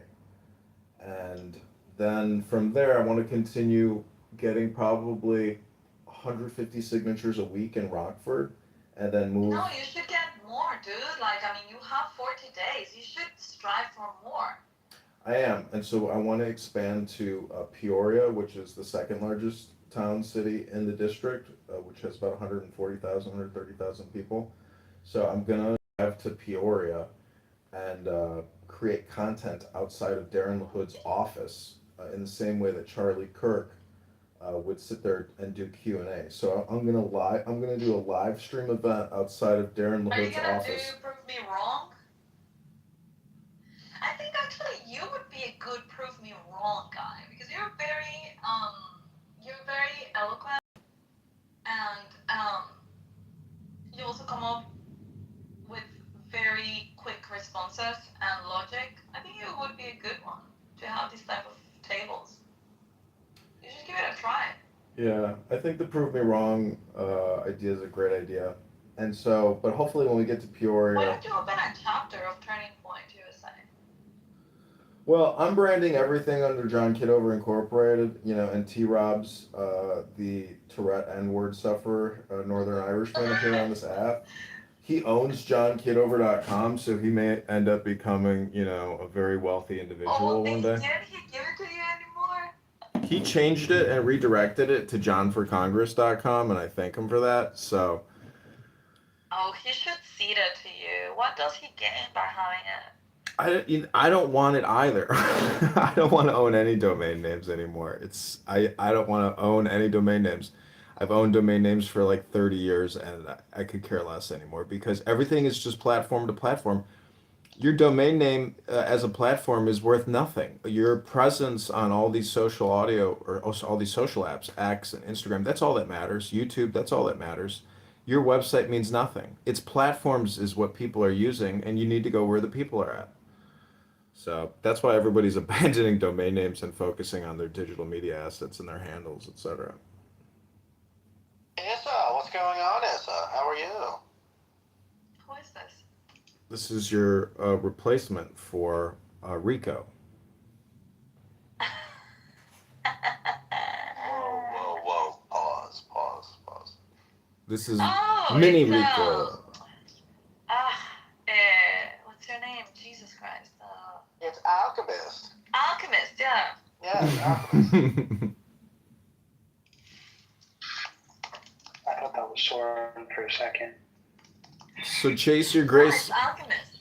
Chase Your Grace, you work at UPS, you're a Bitcoin trader, you're a social media provocateur and content creator. If I were to give you This fucking guy. If I were to give you $1 million, Chase Your Grace, give me your asset allocation on my $1 million. Thank you.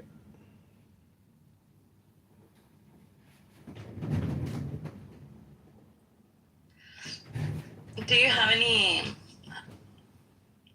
crypto money you can donate to John for his campaign? Possibly. John, what do you like? What do you support? I support Bitcoin. I think it's the future of our currency in a way, or some other type of U.S. Issued crypto. And I think we will get there as a people, and we will utilize cryptological currency to prevent counterfeiting, because the U.S. dollar, the fake hundreds that come out of Peru, I don't know if you know that Peru is the largest creator of fake currency. So, and I think it's $1 trillion a year industry. So a way to technologically secure our currency, I think, is most likely in our future. Are you running for president, John? I'm running for Congress, and if we lose the congressional primary in March, we're running for the mayor of Chicago. John the Congressman.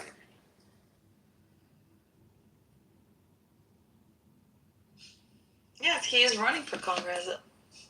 Where is crypto/Bitcoin in your program, John? Well, it's all based out of the Treasury Department. I think if I get into Congress, I'm going to impeach Maxine Waters, and I'm demanding a full audit of the Federal Reserve. And I want to know exactly what they're developing in terms of cryptocurrency, and I want full oversight and full transparency at the Federal Reserve. And then you put me in charge of the Digital Assets Committee. Correct, and Issa will be our secretary. Oh, Danny. Yeah. Honey, how are you? Shabbat shalom. Shabbat shalom, honey. Hello. You know that I started doing soft Shabbat last week? What, that you're gonna log off? Yeah, from everything. Nice. What, like books, people? What do you do? Yeah, technology, social media, TV. Yeah, but what do you do instead, I mean? Read. Read books, okay, that's what I meant, okay. Yeah. I even opened my Bible last weekend. Ah. Yeah. So I'm thinking to dedicate that to Saturdays, you know. And I was thinking maybe I should do it on Sundays, you know, like Christian. But When then everything it's like, is, I mean, on Sunday everything is closed anyway, so you can kind of. no, but the thing is that for me, Sunday is, I cannot relax really on Sundays. Saturday is just perfect because it's like, okay, I just wake up super late or whatever, you know, like I just don't put my alarm clock. Yeah. Super late is like, I don't know, 8:30 or something like that. What? That's super late? Yeah. And then I just, because the next day I don't really have to do anything, so it's easier for me to really disconnect. Yeah, Saturdays are the days that I really don't care about anything. Like, because you always have Sunday afterwards to kind of catch up and. Yes, Sundays my brain's already getting into like, okay, what do I have to do tomorrow mode. Yeah, I get it. So Saturday is perfect. Yeah, so I'm doing that. I went to church last Sunday. What do you do there? Like, what, you listen to mass or something like that? Yeah, I went to mass Really? and then I heard a group of people singing in an area of the church, and I went to see what they were doing. And they were singing the rosary. I just say, praying the rosary or yeah, whatever. I don't know. And then I stayed there for a little bit. They were already finishing. And then I asked them, like, oh, do you do this every week? And whatever. And they're like, and they were all in Spanish. And I'm like, oh, well, look, I found Spanish-speaking people. And then I asked them what whether they did that, like, every week and whatever. Because I was thinking maybe I should go back to, like, a more, like, spiritual community, you know, and, yeah, explore, like, the Catholic churches. So... It's not necessarily spiritual, though. It's religious, not necessarily spiritual. Yeah, it's religious, but yeah, it's like maybe I can find people that are willing to have like these type of conversations, you know. And they're like, oh, why don't you join us for a coffee? And I'm like, okay, fine. And I went for a coffee with them. Sorry? You have to enjoy it. What? Deism. That's what most of the founding fathers were. Deists, yeah. Deists, yeah. Yeah, so I went with them for a coffee, and they were Spanish and some Latin Americans, and they were singing. It was like, what? Were there Latinas there? Yeah, there were Latinos and Latinas. There were also a couple of Spanish guys. Were they dancing, Isa? What? Were they dancing? No. It was like in a coffee shop, and so they're like a guitar, and they started singing, but it was not even like God songs. It was just like normal music, and it was super animated. I'm like, oh my god, this is great. And then I stayed there. Dude, Latino. Oh my god, you're in your matrix, Andrea. It's Hello, horrible. hello, hello.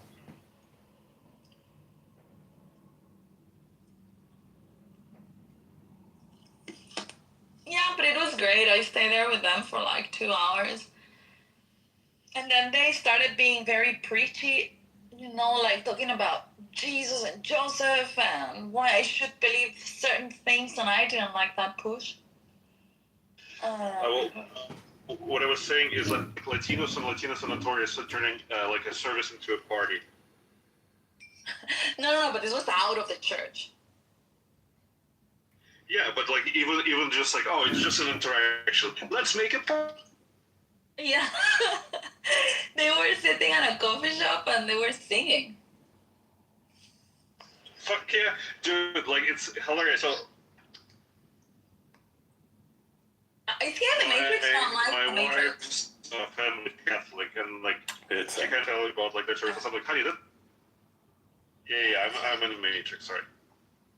Can you please tap on the 3 dots on the top right and lower your volume quality to low? Adjust your volume quality to low, please. Because it's horrible. And then you can talk again. Okay, this should be better. Hopefully it'll be No, I was better. saying that it.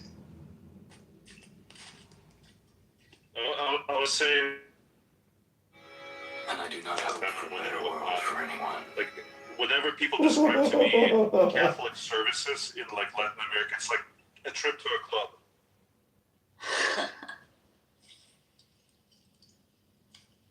Don't be exaggerated. I love Latinas. A little. Oh, you do? I think everybody does. Not everybody, but me, yeah, Latinas. I'm going to Colombia in like 2 months. So. Yeah, but not all Latinos are the same, okay? Just you have. Well, You're all created equal. You're all bad. Yeah, we're not all created equal. What do you mean by that? A lot of the Latinas that you get, and I don't want to sound like a classist, but I am a classist. The Latinas you get in the U.S. are like, let's say, low life. A lot of them, and very, I don't know, not highly educated, not, I don't know, the way they speak, everything. It all depends on the country they come from, Lisa. If that's No, it not always depends the country they come is. from. No. I think it's the quality of the immigration that you guys have. Because you have a lot of, hold on, you have, let me explain my own people. Let me explain my people. You're not your own people. You can't claim like every single country. No, but I understand the culture very well, and I have been in the Are you identitarian, Lisa? What? Are you an identitarian? Yes, I am. Oh shit, Simon?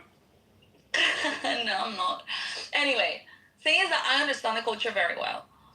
And the immigration you guys have got in the US is, how do you call them, like financial migrants or whatever. So usually they are very like, it might not sound nice, but yeah, they're low class. So they don't really have an education. You can see actually the way they speak, the Spanish they speak is like very rough. Also like the attitude, and the behavior and all of that is like not too classy, let's say. And so when people think of Latinas, I think that I don't know, like I don't like to be boxed with those kind of people. And because it's not everyone the same. Yeah. So that's why I'm saying not everyone is the same. It's people that don't know how to speak, don't know how to write, not well educated. I mean, and not even just about school, but also about like manners, Yeah, so that's complete bullshit. Because No, like it's not bullshit. it is. And I'll explain to you why. Because it all depends on the country that they come from and which wave of immigration they come from. So, for example, like if you look at the established Cuban families in Miami, they're all very highly educated. They're all doctors, lawyers, and professors and stuff. They have money. They ran away from the regime, and so they brought their wealth. And those were people, like highbrow people, high society. Same goes for Venezuelans who escaped Chavez. Now, just by comparison, the Venezuelans, the wave from Venezuelans who came recently, like during the Maduro's reign, that's a completely different class of people. So once again, the first wave was all about, it was people who were saving their money, who sold their businesses, they were entrepreneurial, they were very well educated. And then the second wave was much more, like the people who grew up in the countryside, who were farmers, and they were looking for labor jobs basically. So it all depends on which country, what. Obviously, it also depends on the culture of the country and on the contextual stuff of the country. And yeah, you're right. So for example, in Cuba, none of them go out of Cuba with money. That's bullshit. But what you're right about Cuba is that they have got very good education. Like for example, doctors. There are very good doctors from Cuba, and once they're out, they make shitloads of money because the medical education So to is clarify, very good now. What years are you talking about when you talk about? I'm talking, well, Cuba has been communist since the mid-50s, dude. So, Okay, so did you hear what I said? I said Cuban families who are well established, who are third generation. Before. People didn't escape Cuba before. Even the ones that Their stayed in assets Cuba were in the and United States and Cuba. and migrated to the U.S. in the 80s, in the 90s, they are also super well educated. Now, Venezuela, I do agree with you. The ones that could foresee what was going to be like in a communist country, they got out before they lost their money. And so, yeah, you got a lot of very wealthy families that got in the US or any other countries. They escaped communism. The ones that stayed got fucked up. And then when they were able to get out, I mean, like, that is a very different wave of immigrants. With Venezuela, I 100% agree with you. Now, then you have from other countries like Peru and Colombia, and like all of these other ones have got different cultures. You have Dominican Republic is usually a way, let's say, lower class type of Latin, compared to other countries. Might be because of the wealth of the country, might be because of their education system, might be because of the slang they use or the culture or the whatever it is. But they are, let's say, lower in terms of education and manners. So it depends. I agree on the country you come from, but also it depends within the country. Like, where are you from? And what is the motivation for your immigration? Like, for example, I was not, let's say, I am not a financial immigrant, if you want to see it like that. I went out because of, I don't know, like my skills, whatever, they hired me out, and Guatemala doesn't have really like jobs for me. So I've been headhunted like in other countries, and that's how I have gone out. So it's different when you are living in a very little town where you don't have anything to eat, and then you have to go to USA and work, I don't know, as cleaner in a house, for example. Yeah, I mean, I definitely what you're saying does make sense, because I did have like a little thing with a Venezuelan, and she would tell me a lot of the things that you're saying now, that there's different, it's basically like there are some countries in Latin America that are like considered white trash, and then there's like upper class white people. Exactly. Yeah. Like, like Argentinian immigrants, for example, or Colombian immigrants, they will have completely different background, and even if they, from both countries, they have economic immigrants who come here for work, it's different type of work that they will be coming, depending on the country that they're coming from, because the countries themselves, they have certain patterns that they produce certain type of professionals. Mexico, close by, over the border, the masons come in, the concrete people come in, the Tyler come in. It's just labor guys. Now you go Yeah, a Mexico little has bit different further, demographics, right? actually. You go like something like Brazil. Yeah, it's like something like Brazil, Argentina. Those people, like engineers, doctors, financiers, bankers, like it all depends.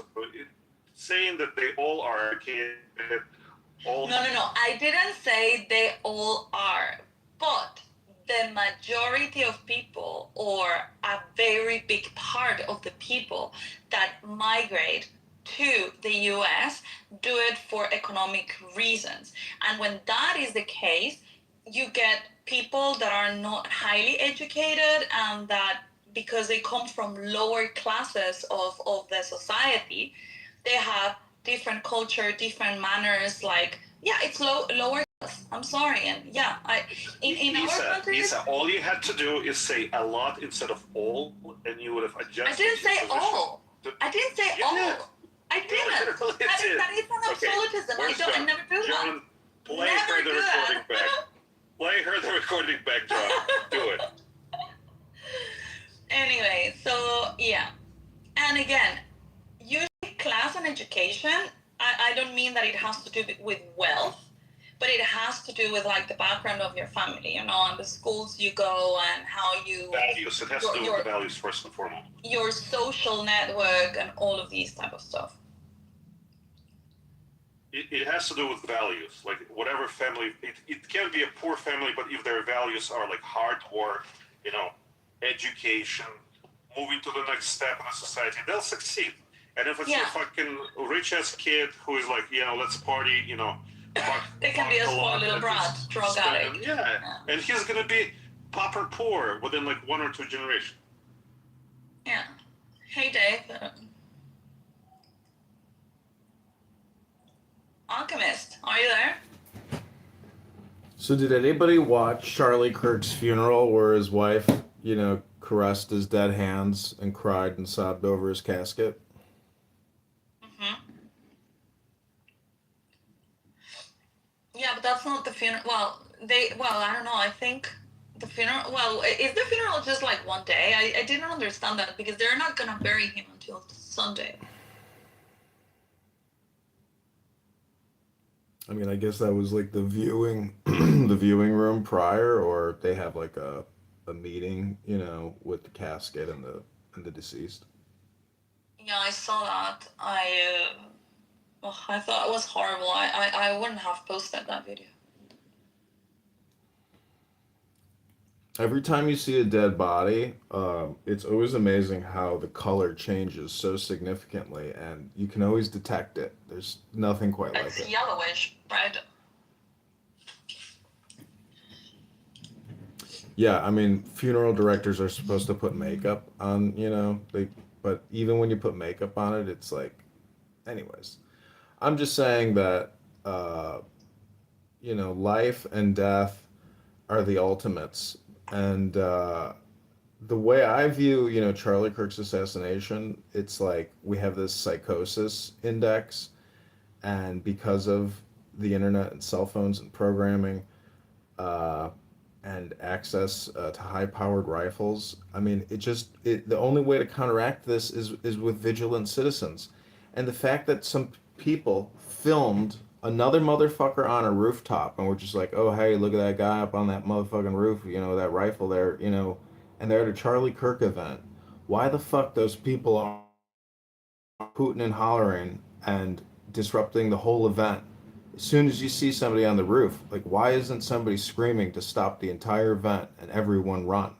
So vigilant citizens who can detect evildoers and can prevent these tragedies prior to an actual shooting event. I mean, even the Pennsylvania with Trump, why that piece of shit got on the roof and there were people filming it, and why people didn't stop everything, shut the whole thing down. I mean, sometimes it takes the loudest person in the room or somebody at least with some command presence to dictate the situation, because they're that effing loud. They disrupt congressional hearings all the time with pink activists disrupting testimony and etc. So your voice matters, and if you see something, say something.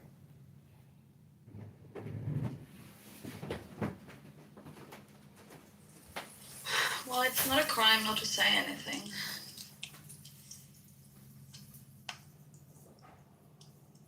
Isa, my favorite watermelon. Yes, Chorizo, how are you? Stop defaming me. Hey, my guy. Those people that saw that dude up with a rifle, when a bullet has your name, it has your fucking name, bro. You ain't getting away from that. And that bullet had Kirk's name all over it. It's unfortunate. I mean, we are all saying like, oh my god, maybe this could have, but can you imagine? I bet that he was close to maybe being shot some other times, you know, in other places. And he might have gone out alive, you know. But I doubt that this was the first time. Yeah, exactly. You know how many other instances these guys were set up? They just never had the chance or saw the clear shot? Like I said, that bullet had his name on it already. Yeah, these guys must have tried already to kill him, but he was either lucky or it was prevented or whatever. I doubt this was the first time they were after him. And I bet it's the same thing with the other guys, with the Ben Shapiros and Michael Knowles and, yeah.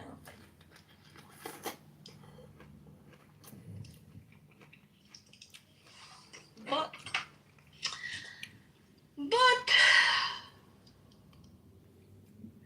poor Charlie Kirk. You know, I've been asking.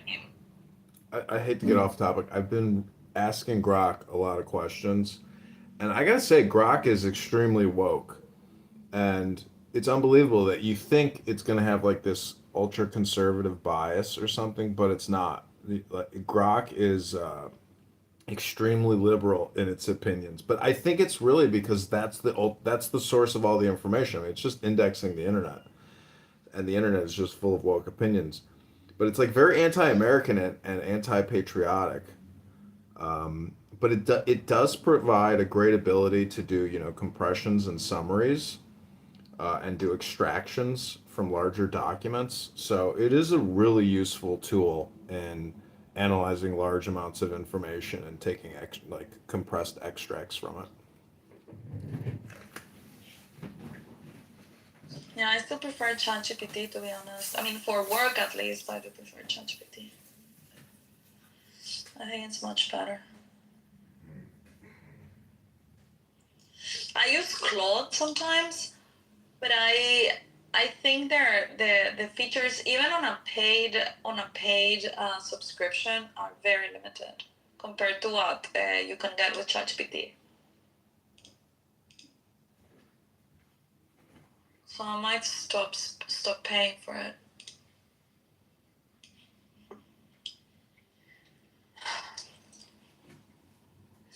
Is Alchemist still on the phone? Alchemist! Dave came here to see you.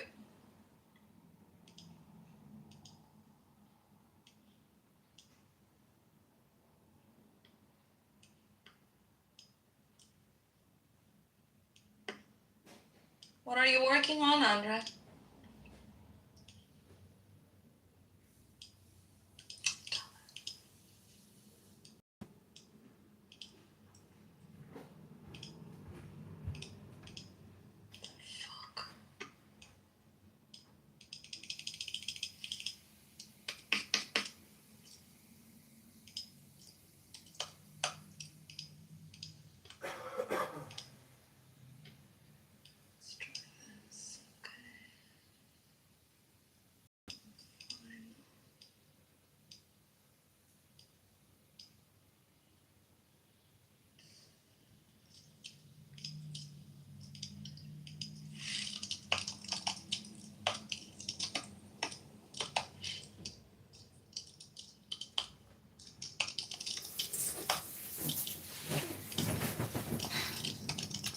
Okay, everybody, this is a campaign fundraising room for candidate John. That's me, the speaker here. If you're in this room, invite people to the room. Click that link above. If you meet the donation rules, send $5, $10, 10, not 11, 10, not 9. And I promise I'm going to read you a poem which is going to awaken your kundalini in your No tuchus poems. all the way up to your pineal gland. It's called a poem, everybody. It's only 60 seconds of your day. Ladies and gentlemen, ladies, ladies and gentlemen, 60 seconds of your time when you've spent years here talking about nothing. 60 seconds of a refined poem is all I'm asking. He did act.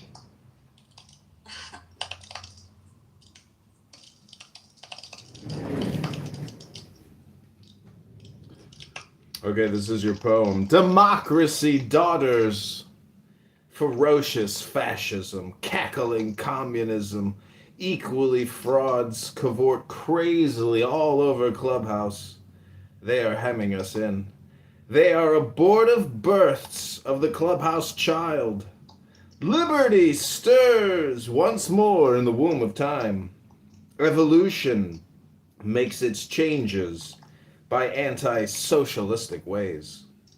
The abnormal Clubhouse man who foresees the trend of the times and adapts circumstance intelligently is laughed at, persecuted, kicked out of rooms, put in the goo, often destroyed by the Clubhouse herd. But he and his heirs, when the crisis comes, are survivors. Above us today on Clubhouse hangs a danger never yet paralleled in history. We suppress... This is the reason why you kill your rooms, John. Okay, Alchemist, you're off the phone. What's up? What's up? Dave came here to see you. Dave, what's good, man?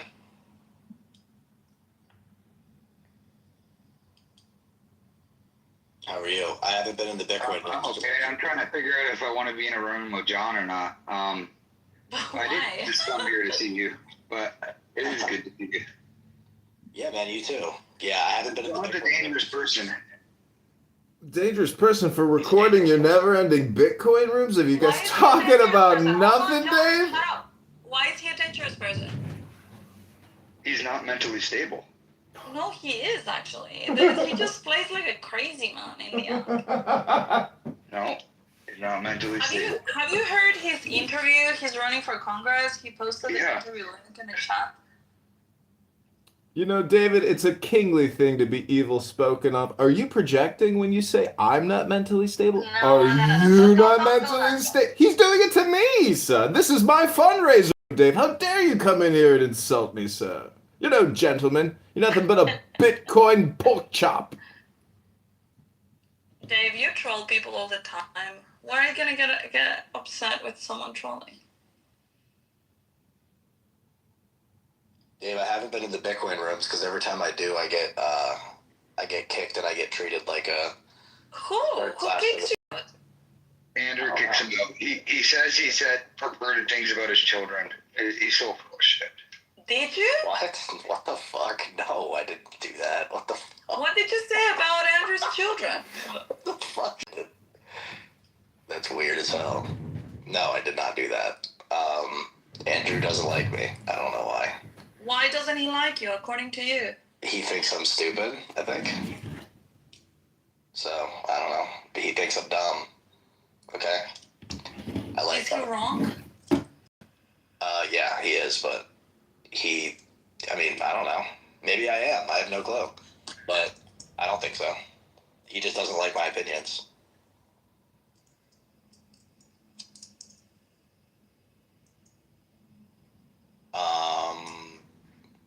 Yeah. So I just haven't been going in. But yeah, Dave, it's good to talk to you, man. I'll be traveling out of the country very soon. So I'll be in Colombia, and then we'll see from there. What are you gonna go do in Colombia? Are you gonna go find a wife? That's not on the itinerary, but probably not. No, I just want to go somewhere else, and yeah, just enjoy another culture for a little bit, learn. I've been tuning up on my Spanish, so yeah, it should be fun.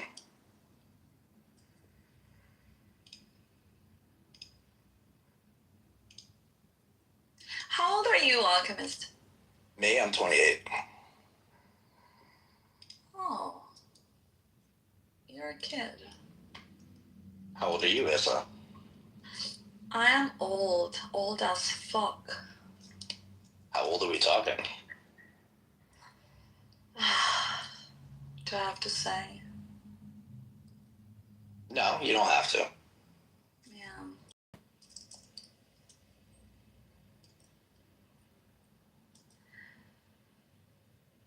Yeah, I am way older than you. Older than Rico? Rico who? Rico. Tomas. Rico Nakamoto? I don't know how old he is. Rico Bosco? Yes, a little Bosco. bit. Okay. Yeah.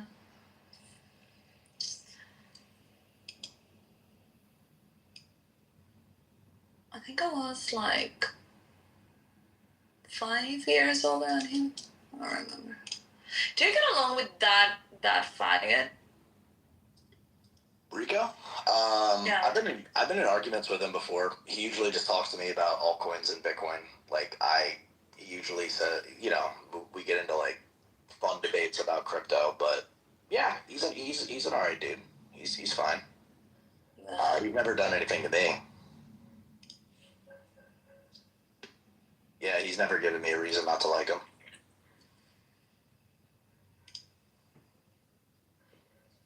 Well, good for you. Good for him. You can't say the same. No. Not really. I got him blocked like 2 years ago. I haven't looked back 1 second. Oh, 2 years ago. Oh, shit, okay. Yeah. It's been a long time. Time flies. Yeah, it does.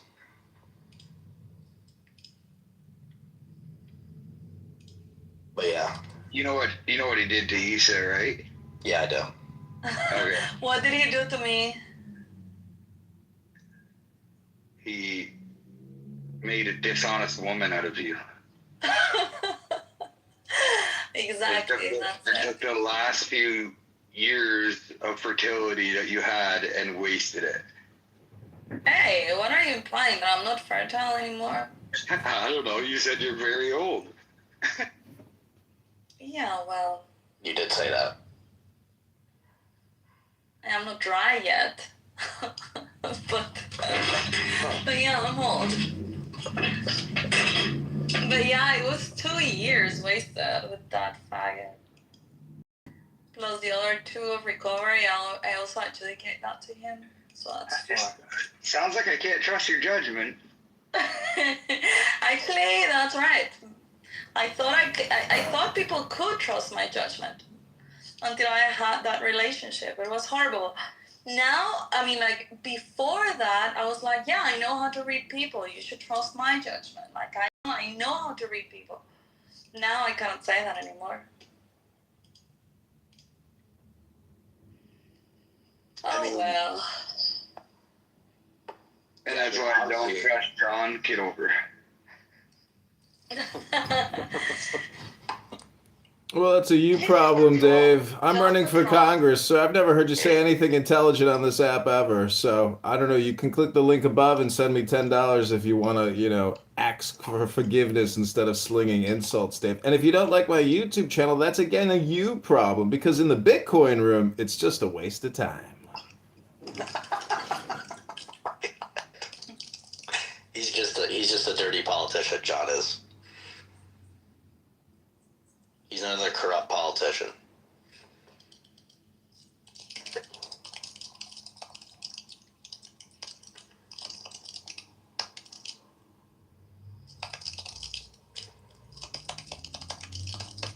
Yeah, getting voted in Congress would only make me just trust you more, John. So.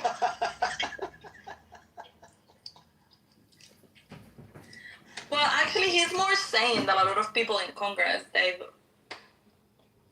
That may be true, but that's like saying I'm smarter than a retard. No, but honestly, I think that you should, I mean, if you had spoken like seriously with John, you would see that he is just a troll on Clubhouse. I'm quite He's aware. a very smart guy, and he knows what he's talking about. He's well read, well educated. He's very eloquent. I've actually had a couple decent conversations with John, but I'm still skeptical of what he is willing to do. You mean come on Clubhouse like you and everybody else, but record myself when I come on Clubhouse? Oh, wow, so radical. What a revolutionary idea to film yourself wasting time on Clownhouse.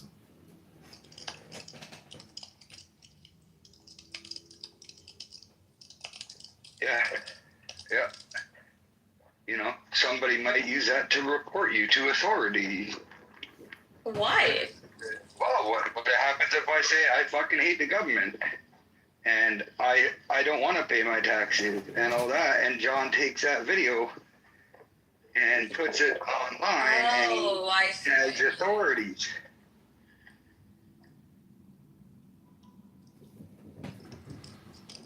Well, I like Patriots. Just saying that you don't think people should trans themselves is enough to get you shot, so. So what you're saying is you want to protect your anonymity from being conservative. You're afraid to be publicly conservative. I'm not that conservative, my friend. So you don't want to pay your taxes. Oh, so you love the trannies and you hate paying taxes. Got it. Oh, I hate the trannies and I don't want my taxes to pay for anything to do with them. I also don't want to pay taxes. Well, you know, the truth is nobody wants to pay taxes. More of an handicapped than any. I think we had a good discussion about this at one point. Listen, the city of Chicago just spent millions of dollars surveying 1,000 people to find out whether or not they want to pay more property taxes. We all know what you're saying, Dave. It's not fucking groundbreaking. Again, I'll submit, you've never said anything intelligent I've ever heard. Okay. We did have one good conversation that got short once, but I think Dave's a pretty intelligent guy. He just wants the government out of his life. Is there anything wrong with that? No, that's intelligent. But go ahead, Dave. Say something else that's intelligent.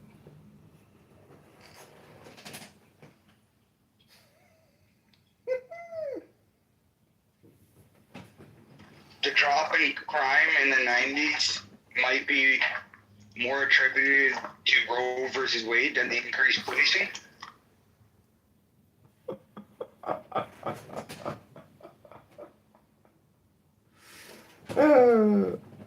Okay, anything else intelligent, Dave? Because I am trying to gather intelligence on this app. So please say anything else intelligent. Thank you.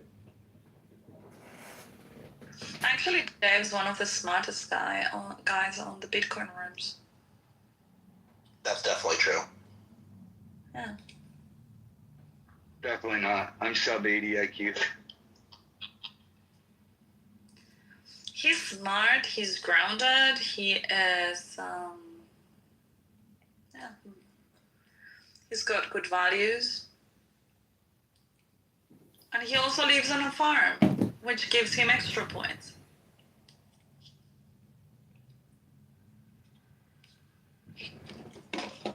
Oh, sorry if I was being rather insulting in the same way that you came in the room earlier and insulted me. I just like to, if somebody sticks a stick in my eye, I take that stick and I stick it back in their eye. I don't know, that's just my clubhouse presence.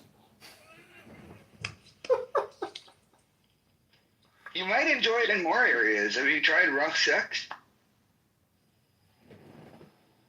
Oh, that's way more exciting than your Bitcoin rooms.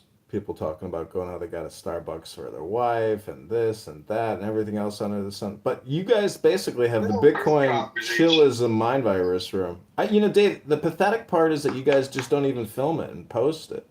You know, that you guys just literally waste all your time talking about nothing.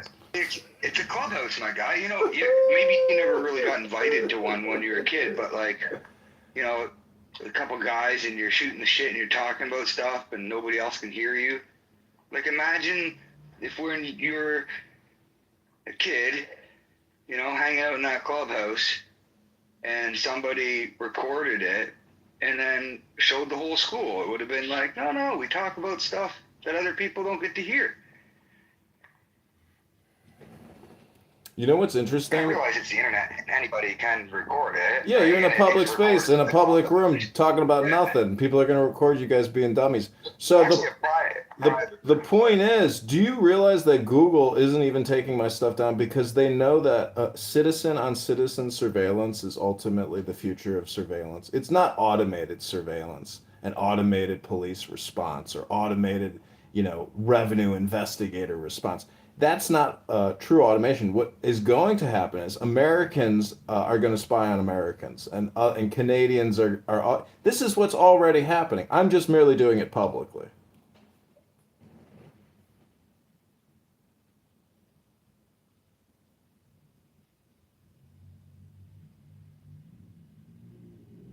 I'd have to think about that. What do you think people will store this surveillance on?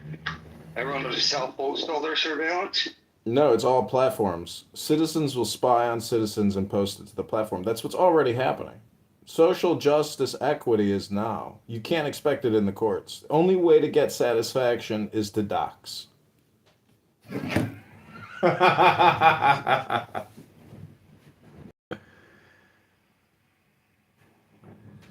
You're absolutely crazy if you think you can come on the internet now and be anonymous. It's utterly impossible. The digital footprint, you're just tied to whatever you communicate. Discussion about this yesterday. Oh, really? Well, it's now right now. Did you know now is a compression of yesterday? So, I got a goldfish. What's the name of your goldfish? What are you talking about, John? Well, that's my point. What's this fucking guy talking about? Nothing.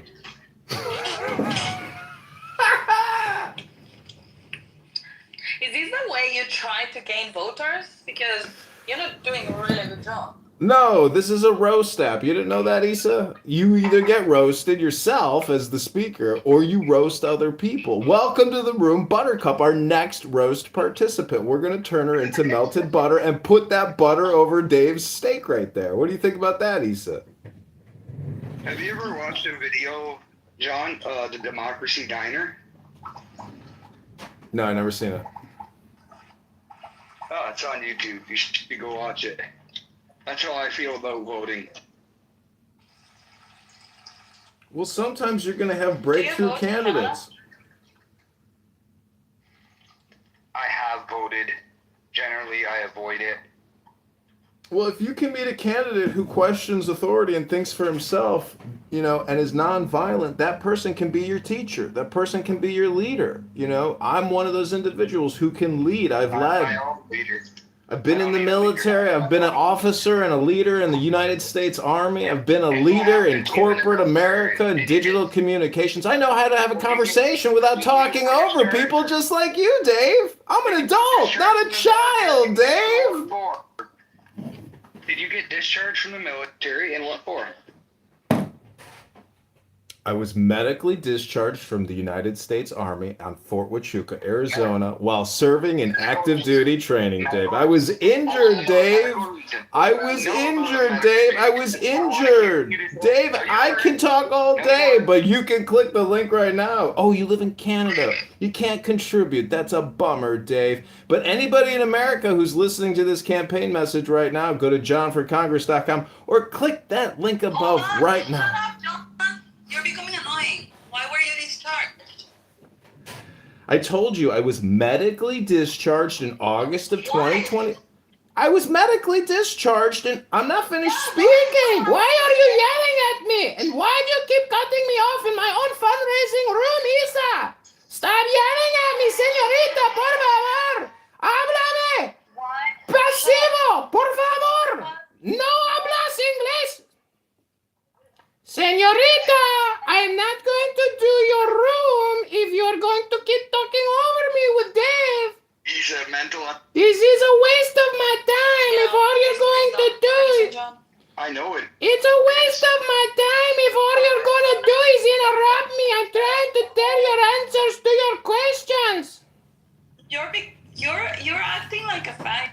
Don't do that. It's not me who's acting like a faggot. It's you and Dave who keep interrupting me, señorita. Is that the reason you got discharged? Because you were crazy?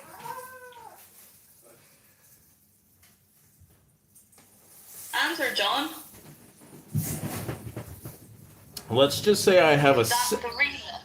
Stop interrupting me and I will answer your question, señorita. Let's just say I have an oppositional defiance disorder, loud-mouthed women and stupid people, including stupid men.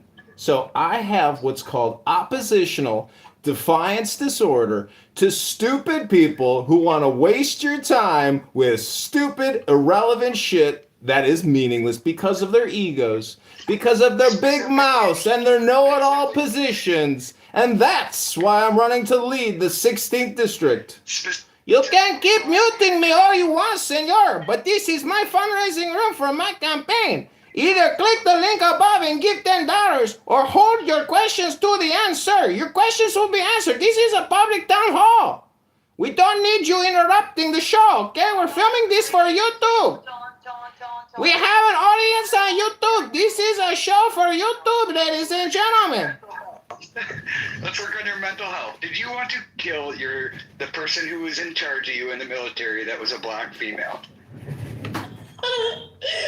What an amazingly ridiculous assertion, sir. What kind of a statement is that? I believe it was the assertion you made that got you discharged. Where did you get this information from, sir? Is it true? Is it true? Say it again, Dave. Say it louder so everyone on YouTube can hear it. Did you get discharged because you tried to what? A black woman that was your superior?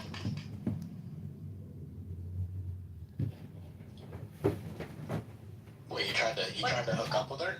What do you? No, he wanted to kill her. What? Strangle her. Oh my god. I wanted to kill somebody in the military. Why would I want to kill somebody in the military? Because she was black. She's black! Wow! That's the whole story! Okay, good one, Issa. Oh, you're such a good journalist. You're gonna go so far in the media world. I know you're such a great executive selling all your advertising space. But in terms of interviewing, you two really suck. No, we're not doing an interview, but that's what Dave said. Is that true? Interview. This is on YouTube, and we're fundraising here. You guys really suck at fundraising. Let me. Okay, we'll prepare a proper interview room, but this one is not it, and we don't really have like a lot of audience. We need to do it earlier in the morning. But discussed yesterday, but I have no faith in you, and I'm not putting all my chickens in your ass. So I don't care I didn't connect to Clubhouse until later today. What the flow? I just fool around and create content all day. I mean, I'm just saying, if you want to get organized and actually be efficient in your communication, I'm there to help you guys. But if you want to play the stupid game, I can play the stupid game too. Oh my God, John! We can do it on Monday. The weekend doesn't work because not all the same people come over the weekend. Plus, I usually don't connect over weekends. So we can Well, do it I don't on really Monday. care what your schedule is. Just send me the link whenever you want to help. Otherwise, keep all your questions to the end. Okay, I'll send you a link on Monday at 12:30 my time, which is 6:30 Eastern time. Any Americans who want to contribute to this campaign, click the link above. What time do you have in Chicago? Is it Eastern? 17 p.m. Central Standard Time right now in Chicago. No. What is your time zone? Is it Eastern, West? If you had to vote for governor of Chicago or Illinois, would you pick John Kitover or Nick Fuentes, Isa? Oh, John, 100%. Oh my God. Dave, John, 100% for John Kitover. You know, Dave, you're nothing but a pessimistic, negative person. I don't appreciate your low vibration. You need to work on bringing your A game to all these rooms and bringing your positive vibrations. You're so negative, Dave. Jesus Christ. I gotta start going to church because Clubhouse is full of toxic people like you. I need to focus on positivity in my life. I hope you don't want to kill me like you wanted to kill your superior in the army. Because you couldn't handle the fact that a woman was stronger and better than you. Really, she was better and stronger than me. She wasn't a DEI hire, Dave. Okay, Dave, whatever you said. Do you have any evidence that she was a DEI hire? Hey, do you have any evidence that you're even alive, you little beta cuck? I am alive, breathing, and running for Congress. I don't care about the past anymore, stupid. I have achieved the higher state of consciousness, and we are going to become the congressional representative of the 16th district. So you can say all you want about the past, but it doesn't affect me in the now. So take your buttered little pork chop, your stupid little Bitcoin, your stupid little farm in Canada, and the fact that you don't pay taxes and you love the trans is all I need to know about you, Dave. So shut the fuck up and eat your steak, you little bitch. Come over and say that. Come on over and say that, John. And I will bring with me a pair of leather gloves. I will slap you in the face, sir, because you are no gentleman. And I will challenge you to a duel. Yeah, I was gonna say. Yo, dude, ankle pick you, John. Leather gloves to slap you in the face with one of them like a gentleman. I fuck more than you. I can fight better than you. I have more money than you. I'm more stable than you.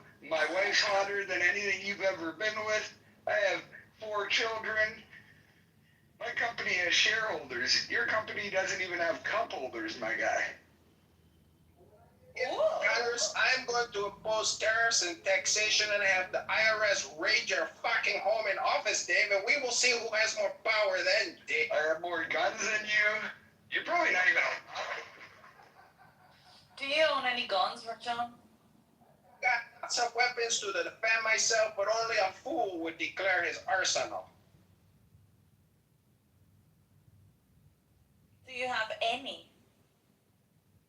It's not. No, only a fool would declare his whole arsenal. I am going to have a criminal tax investigator from the IRS kick your fucking door in, Dave, and we are going to tax the shit out of you because you're nothing but an unpatriotic little bitch, as I said. So if you haven't given $10 yet to this campaign, click that link above. This is entertaining content, ladies and gentlemen. You're not going to hear any other exclusive content like this in other rooms, just in the itty-bitty titty committee put on by the ESL room leader, Isabella, an advertising account executive working with a syndicate of Arab terrorists to put advertisements at soccer events digitally real time. You are mentally unstable sometimes. This is called comedy. People don't know art when they see it because they're such bad critics. This is called artwork, Issa. I am a comedian, an actor, a filmmaker, a politician, a veteran. Sorry if I'm everything, but some people like to have fun. And I am most likely going to get on that ballot in March, and it will establish my credibility as a politician. So, Dave, you can keep running your loser fucking Bitcoin rooms 10 hours a day, 40 hours a week. I don't care. I will film it and put it on YouTube because I think that that's where the value is. In putting you in a catalog library where you belong, you silly little bitch. Get on a ballot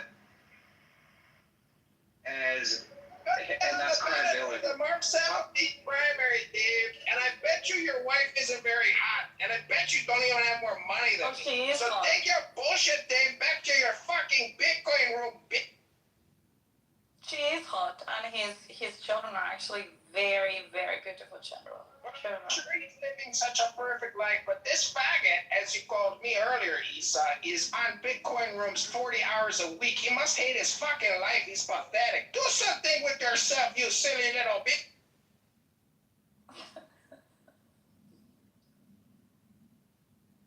And there goes your fundraising. You're too much of a coward to run for office yourself, Dave. You're such a little beta cock. Why Put would yourself he out run in the for public. office? Hold on, man, chill. Why would he run for office when he doesn't believe in the government? He's a hypocrite and a traitor. Why would he be a traitor? He doesn't want the government in his life, so why would he be one of them? A traitor implies that at some point I was compliant and the Constitution, the way, or the Declaration of Independence. What? You need to stop yelling. Just speak normal, John. It's called the laws, Issa. You should read a book sometime. Dave here doesn't read. Why can't you just be the blood of the patriot that is required from time to time? Why do you have to come on here and do this? Stupid. It's called reading a book, stupid. Some of us use programs and coding and intelligence to make informed decisions instead of the blood of the page. You're getting annoying right now. Please, just This fundraiser room is complete. In my opinion, I'm ready to get kicked. Don't. It's your show. If you don't like me as a person or how I sound or how I like you as a person. Do I need to remind you this is a fucking roast app? And the longer you spend your time talking here, the bigger the fucking hypocrite you'll become because it's a waste of fucking time.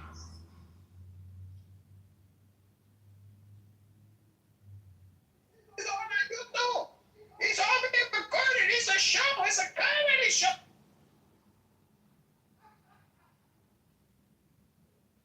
I think I'm the only one laughing here. All right, but I'm okay, cool. Yeah. Okay, fine. I mean, look, when you do Na'am Simran, right? Am I saying that right? Is that okay? Yeah. Like, right. So when that purifies your mind, you know, gives you. Making a complaint about something that his estate has in a fucking book that has been proven it's there. Like, what's next? Go sue his fucking estate. Go sue Epstein's estate. They said it was yours.